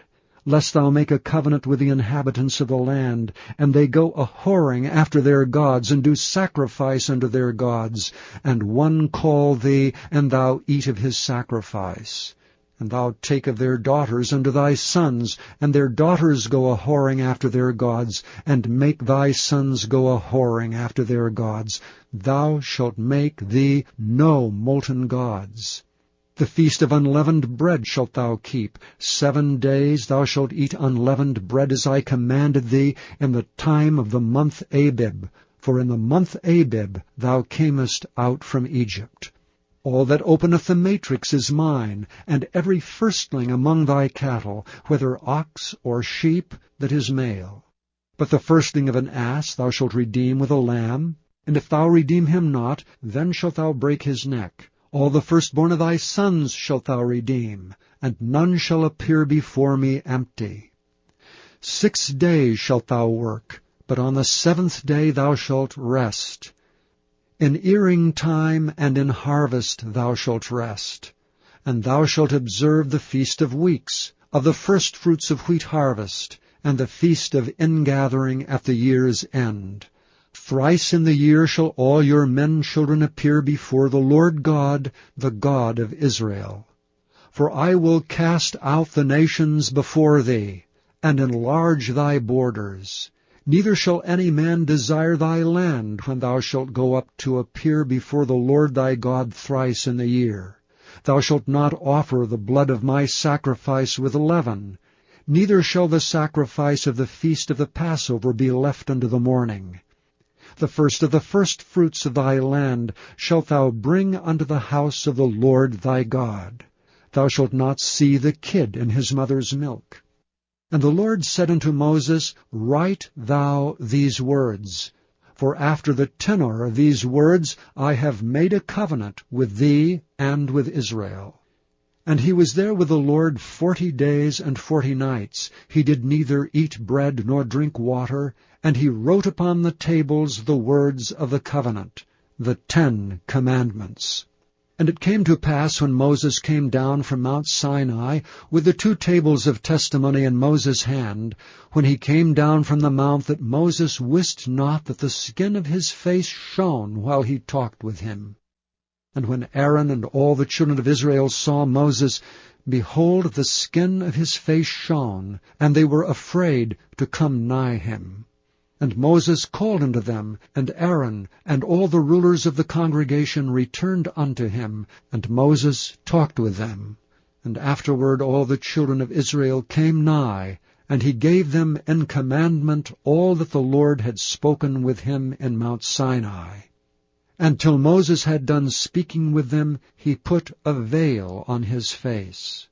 But when Moses went in before the Lord to speak with him, he took the veil off until he came out. And he came out and spake unto the children of Israel that which he was commanded. And the children of Israel saw the face of Moses, that the skin of Moses' face shone. And Moses put the veil upon his face again, until he went in to speak with him. Chapter 35. And Moses gathered all the congregation of the children of Israel together, and said unto them, These are the words which the Lord hath commanded, that ye should do them. 6 days shall work be done, but on the 7th day there shall be to you an holy day, a Sabbath of rest to the Lord. Whosoever doeth work therein shall be put to death. Ye shall kindle no fire throughout your habitations upon the Sabbath day. And Moses spake unto all the congregation of the children of Israel, saying, This is the thing which the Lord commanded, saying, Take ye from among you an offering unto the Lord. Whosoever is of a willing heart, let him bring it, an offering of the Lord, gold and silver and brass, and blue and purple and scarlet and fine linen and goat's hair, and ram's skins dyed red, and badger's skins and shittim wood, and oil for the light, and spices for anointing oil and for the sweet incense, and onyx stones and stones to be set for the ephod and for the breastplate. And every wise-hearted among you shall come, and make all that the Lord hath commanded: the tabernacle, his tent, and his covering, his taches and his boards, his bars, his pillars and his sockets, the ark and the staves thereof, with the mercy seat and the veil of the covering, the table and his staves, and all his vessels, and the showbread, the candlestick also for the light, and his furniture and his lamps, with the oil for the light, and the incense altar, and his staves, and the anointing oil, and the sweet incense, and the hanging for the door at the entering in of the tabernacle, the altar of burnt offering, with his brazen grate, his staves, and all his vessels, the laver and his foot, the hangings of the court, his pillars and their sockets, and the hanging for the door of the court, the pins of the tabernacle, and the pins of the court and their cords, the cloths of service, to do service in the holy place, the holy garments for Aaron the priest, and the garments of his sons, to minister in the priest's office. And all the congregation of the children of Israel departed from the presence of Moses. And they came, every one whose heart stirred him up, and every one whom his spirit made willing, and they brought the Lord's offering to the work of the tabernacle of the congregation, and for all his service, and for the holy garments. And they came, both men and women, as many as were willing-hearted, and brought bracelets and earrings and rings, and tablets, all jewels of gold, and every man that offered an offering of gold unto the Lord. And every man with whom was found blue and purple, and scarlet, and fine linen, and goat's hair, and red skins of rams, and badgers' skins brought them. Every one that did offer an offering of silver and brass brought the Lord's offering, and every man with whom was found shittim wood for any work of the service brought it. And all the women that were wise-hearted did spin with their hands, and brought that which they had spun, both of blue, and of purple, and of scarlet, and of fine linen. And all the women whose heart stirred them up in wisdom spun goat's hair. And the rulers brought onyx stones, and stones to be set for the ephod and for the breastplate, and spice, and oil for the light, and for the anointing oil, and for the sweet incense. And the children of Israel brought a willing offering unto the Lord, every man and woman whose heart made them willing to bring for all manner of work which the Lord had commanded to be made by the hand of Moses. And Moses said unto the children of Israel, See, the Lord hath called by name Bezaleel the son of Uri, the son of Hur of the tribe of Judah.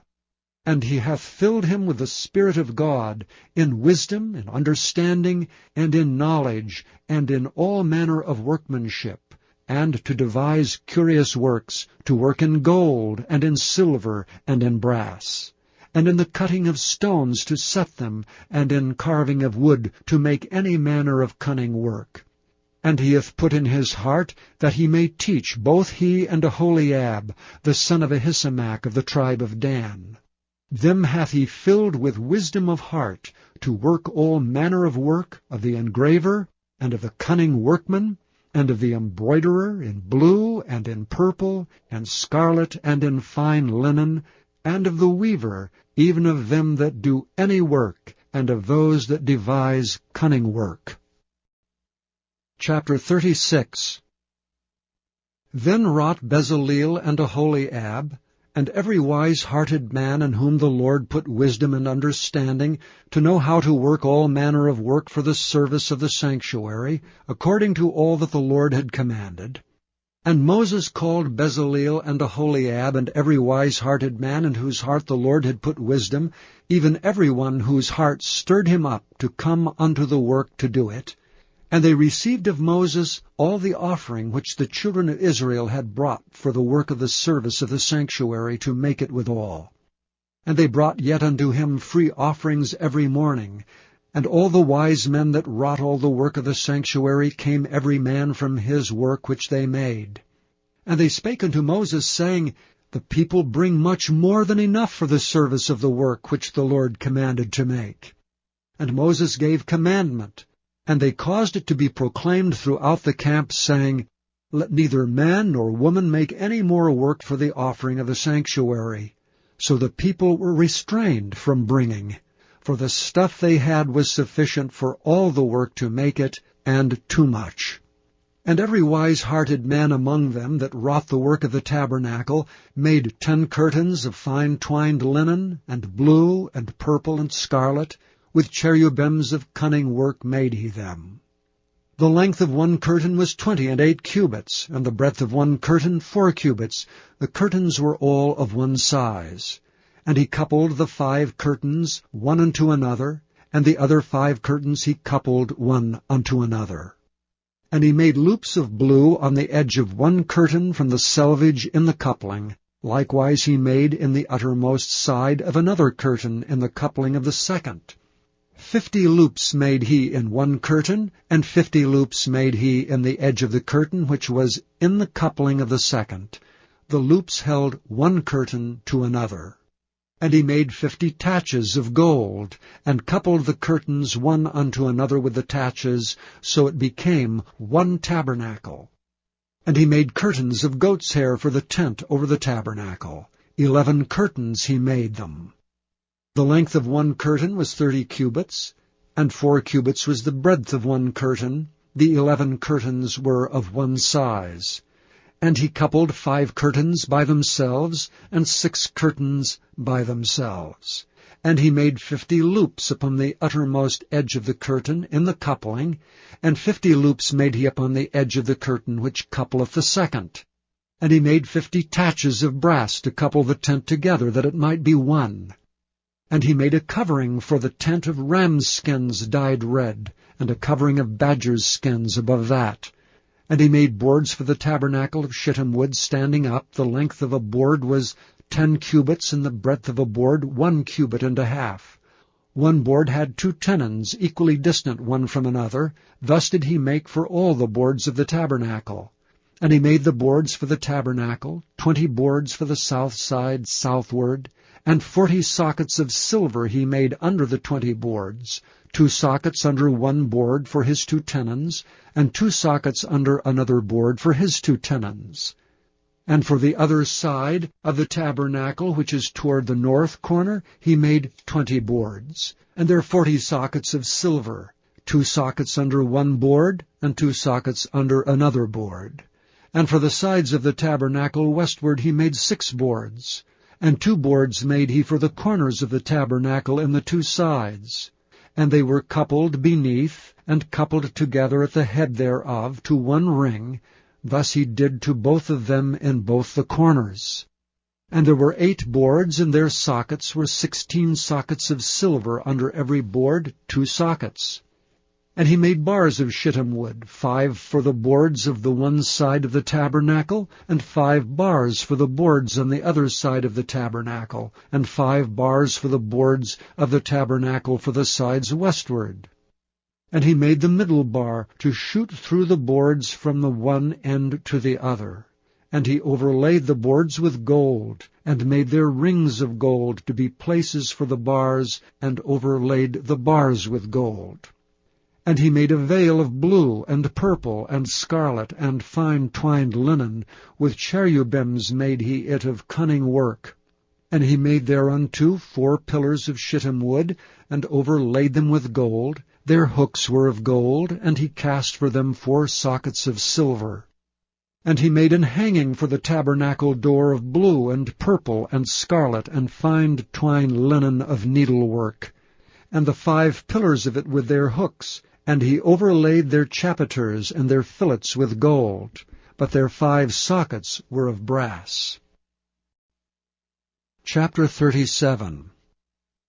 And Bezaleel made the ark of shittim wood. 2 cubits and a half was the length of it, and a cubit and a half the breadth of it, and a cubit and a half the height of it.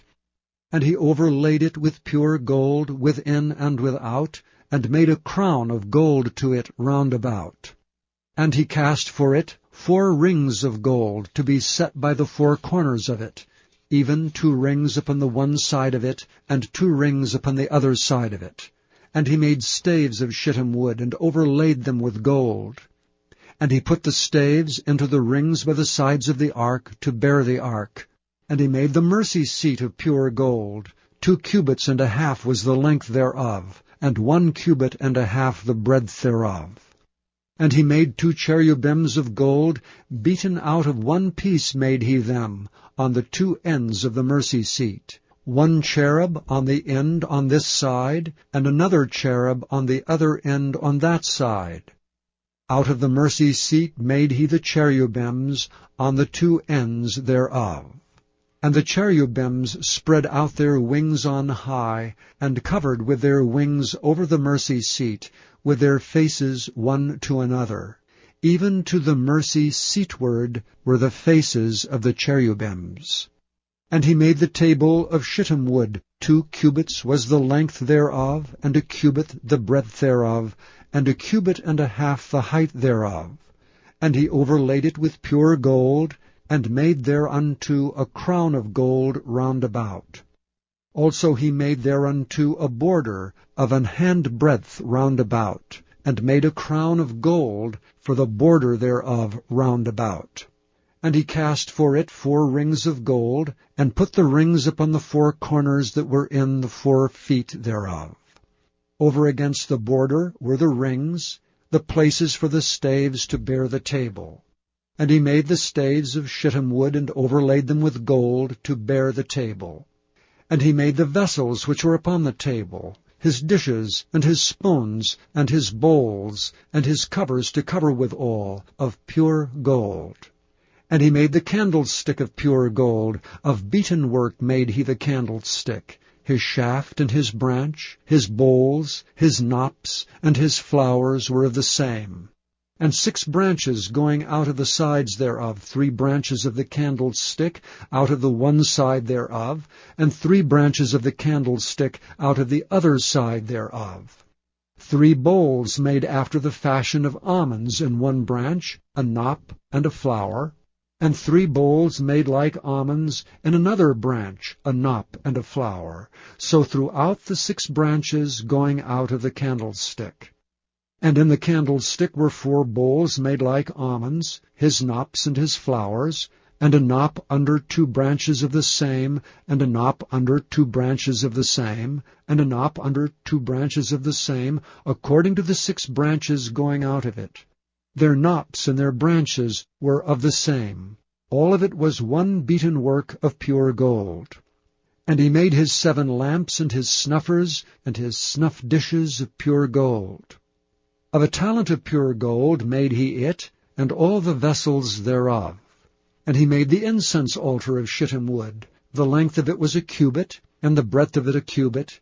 It was 4 square, and 2 cubits was the height of it. The horns thereof were of the same. And he overlaid it with pure gold, both the top of it, and the sides thereof round about, and the horns of it. Also he made unto it a crown of gold round about. And he made 2 rings of gold for it under the crown thereof, by the 2 corners of it, upon the 2 sides thereof, to be places for the staves to bear it withal. And he made the stays of shittim wood, and overlaid them with gold. And he made the holy anointing oil, and the pure incense of sweet spices, according to the work of the apothecary. Chapter 38. And he made the altar of burnt offering of shittim wood. 5 cubits was the length thereof, and 5 cubits the breadth thereof. It was 4 square, and 3 cubits the height thereof. And he made the horns thereof and the 4 corners of it. The horns thereof were of the same, and he overlaid it with brass. And he made all the vessels of the altar, the pots, and the shovels, and the basins, and the flesh hooks, and the fire pans, all the vessels thereof made he of brass. And he made for the altar a brazen grate of network under the compass thereof beneath unto the midst of it. And he cast 4 rings for the 4 ends of the grate of brass, to be places for the staves. And he made the stays of shittim wood, and overlaid them with brass. And he put the staves into the rings on the sides of the altar, to bear it withal. He made the altar hollow with boards. And he made the laver of brass, and the foot of it of brass. Of the looking glasses of the women assembling, which assembled at the door of the tabernacle of the congregation. And he made the court. On the south side southward the hangings of the court were of fine twined linen, 100 cubits. Their pillars were 20, and their brazen sockets 20. The hooks of the pillars and their fillets were of silver. And for the north side the hangings were 100 cubits, their pillars were 20, and their sockets of brass 20, the hooks of the pillars and their fillets of silver. And for the west side were hangings of 50 cubits, their pillars 10, and their sockets 10, the hooks of the pillars and their fillets of silver. And for the east side eastward 50 cubits. The hangings of the one side of the gate were 15 cubits, their pillars 3, and their sockets 3. And for the other side of the court gate, on this hand and that hand were hangings of 15 cubits. Their pillars 3, and their sockets 3. All the hangings of the court round about were of fine twined linen. And the sockets for the pillars were of brass, the hooks of the pillars and their fillets of silver, and the overlaying of their chapiters of silver, and all the pillars of the court were filleted with silver. And the hanging for the gate of the court was needlework, of blue and purple and scarlet, and fine twined linen, and 20 cubits was the length, and the height in the breadth was 5 cubits, answerable to the hangings of the court. And their pillars were 4, and their sockets of brass 4, their hooks of silver, and the overlaying of their chapiters and their fillets of silver. And all the pins of the tabernacle and of the court round about were of brass. This is the sum of the tabernacle, even of the tabernacle of testimony, as it was counted according to the commandment of Moses, for the service of the Levites by the hand of Ithamar, son to Aaron the priest. And Bezaleel the son of Uri, the son of Hur, of the tribe of Judah, made all that the Lord commanded Moses. And with him was Aholiab, son of Ahisamach of the tribe of Dan, an engraver, and a cunning workman, and an embroiderer in blue and in purple, and in scarlet and fine linen. All the gold that was occupied for the work and all the work of the holy place, even the gold of the offering, was 29 talents, and 730 shekels after the shekel of the sanctuary. And the silver of them that were numbered of the congregation was 100 talents, and 1,760 shekels after the shekel of the sanctuary. A beka for every man, that is, half a shekel, after the shekel of the sanctuary, for every one that went to be numbered, from 20 years old and upward, for 600,000 and 3,550 men. And of the 100 talents of silver were cast the sockets of the sanctuary, and the sockets of the veil, and 100 sockets of the 100 talents, a talent for a socket. And of the 1,775 shekels he made hooks for the pillars, and overlaid their chapiters, and filleted them. And the brass of the offering was 70 talents, and 2,400 shekels. And therewith he made the sockets to the door of the tabernacle of the congregation, and the brazen altar, and the brazen grate for it, and all the vessels of the altar, and the sockets of the court round about, and the sockets of the court gate, and all the pins of the tabernacle, and all the pins of the court round about. Chapter 39. And of the blue and purple and scarlet they made cloths of service to do service in the holy place, and made the holy garments for Aaron, as the Lord commanded Moses. And he made the ephod of gold, blue and purple and scarlet, and fine twined linen. And they did beat the gold into thin plates, and cut it into wires, to work it in the blue, and in the purple, and in the scarlet, and in the fine linen with cunning work. They made shoulder pieces for it, to couple it together. By the 2 edges was it coupled together. And the curious girdle of his ephod that was upon it was of the same, according to the work thereof, of gold, blue, and purple, and scarlet, and fine twined linen, as the Lord commanded Moses. And they wrought onyx stones enclosed in ouches of gold, graven as signets are graven, with the names of the children of Israel. And he put them on the shoulders of the ephod, that they should be stones for a memorial to the children of Israel, as the Lord commanded Moses. And he made the breastplate of cunning work, like the work of the ephod, of gold, blue, and purple, and scarlet, and fine twined linen. It was 4 square. They made the breastplate double. A span was the length thereof, and a span the breadth thereof, being doubled. And they set in it 4 rows of stones. The first row was a sardius, a topaz, and a carbuncle. This was the first row. And the second row, an emerald, a sapphire, and a diamond. And the third row, a ligure, and agate, and an amethyst. And the fourth row, a beryl, and onyx, and a jasper. They were enclosed in ouches of gold in their enclosings. And the stones were according to the names of the children of Israel, 12, according to their names, like the engravings of a signet, every one with his name according to the 12 tribes. And they made upon the breastplate chains at the ends of wreathen work, of pure gold. And they made 2 ouches of gold, and 2 gold rings, and put the 2 rings in the 2 ends of the breastplate. And they put the 2 wreathen chains of gold in the 2 rings on the ends of the breastplate. And the 2 ends of the 2 wreathen chains they fastened in the 2 ouches, and put them on the shoulder pieces of the ephod before it. And they made 2 rings of gold, and put them on the 2 ends of the breastplate, upon the border of it, which was on the side of the ephod inward.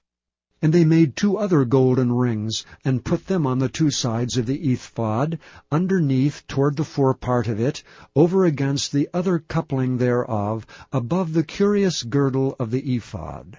And they did bind the breastplate by his rings under the rings of the ephod with a lace of blue, that it might be above the curious girdle of the ephod, and that the breastplate might not be loosed from the ephod, as the Lord commanded Moses. And he made the robe of the ephod of woven work, all of blue. And there was an hole in the midst of the robe, as the hole of an habergeon, with a band round about the hole, that it should not rend. And they made upon the hems of the robe pomegranates of blue and purple and scarlet, and twined linen. And they made bells of pure gold, and put the bells between the pomegranates upon the hem of the robe, round about between the pomegranates. A bell and a pomegranate, a bell and a pomegranate, round about the hem of the robe to minister in, as the Lord commanded Moses.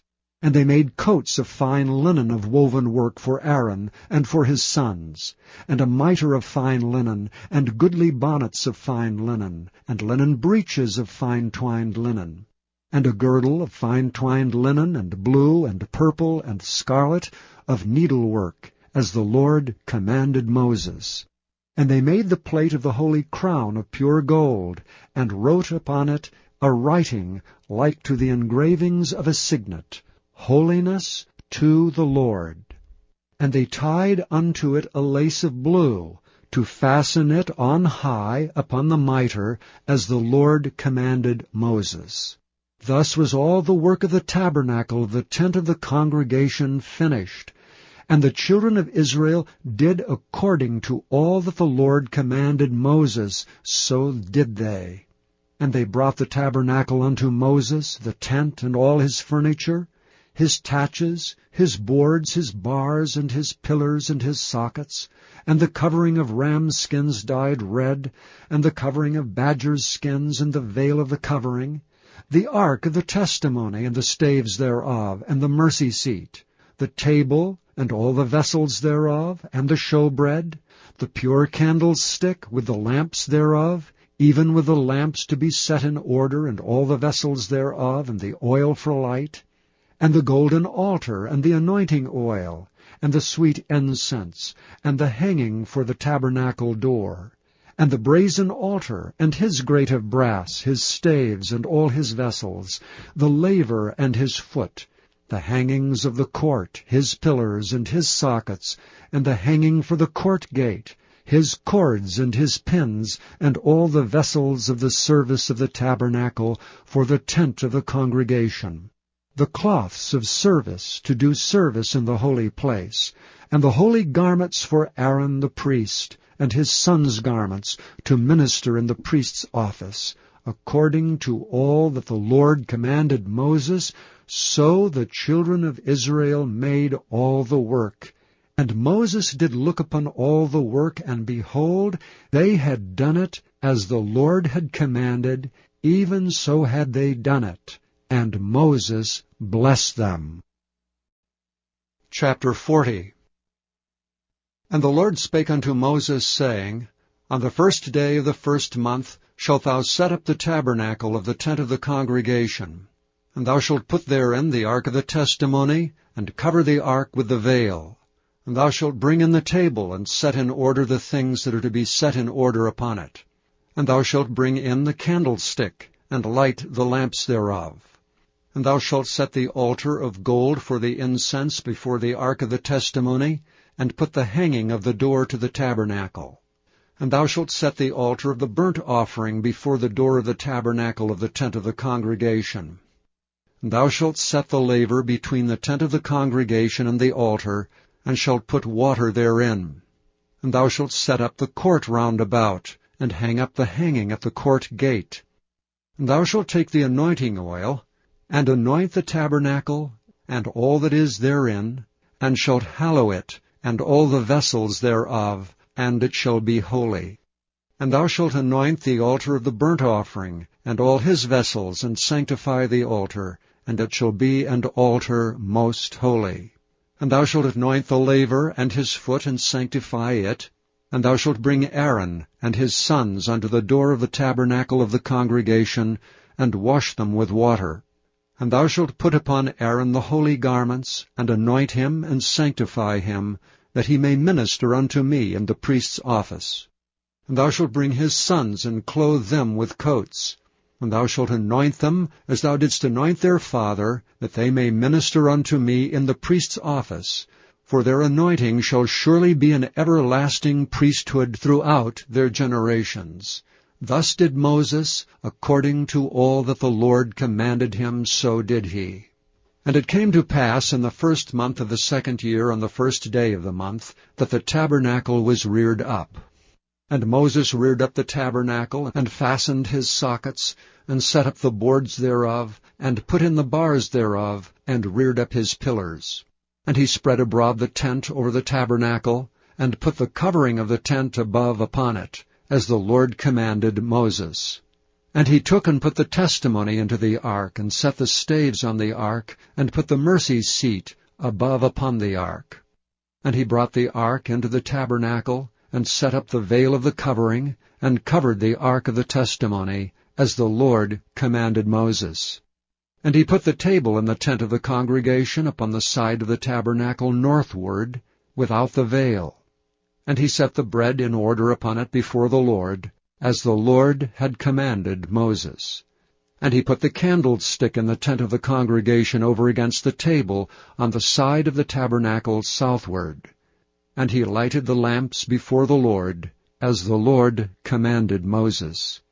And he put the golden altar in the tent of the congregation before the veil, and he burnt sweet incense thereon, as the Lord commanded Moses.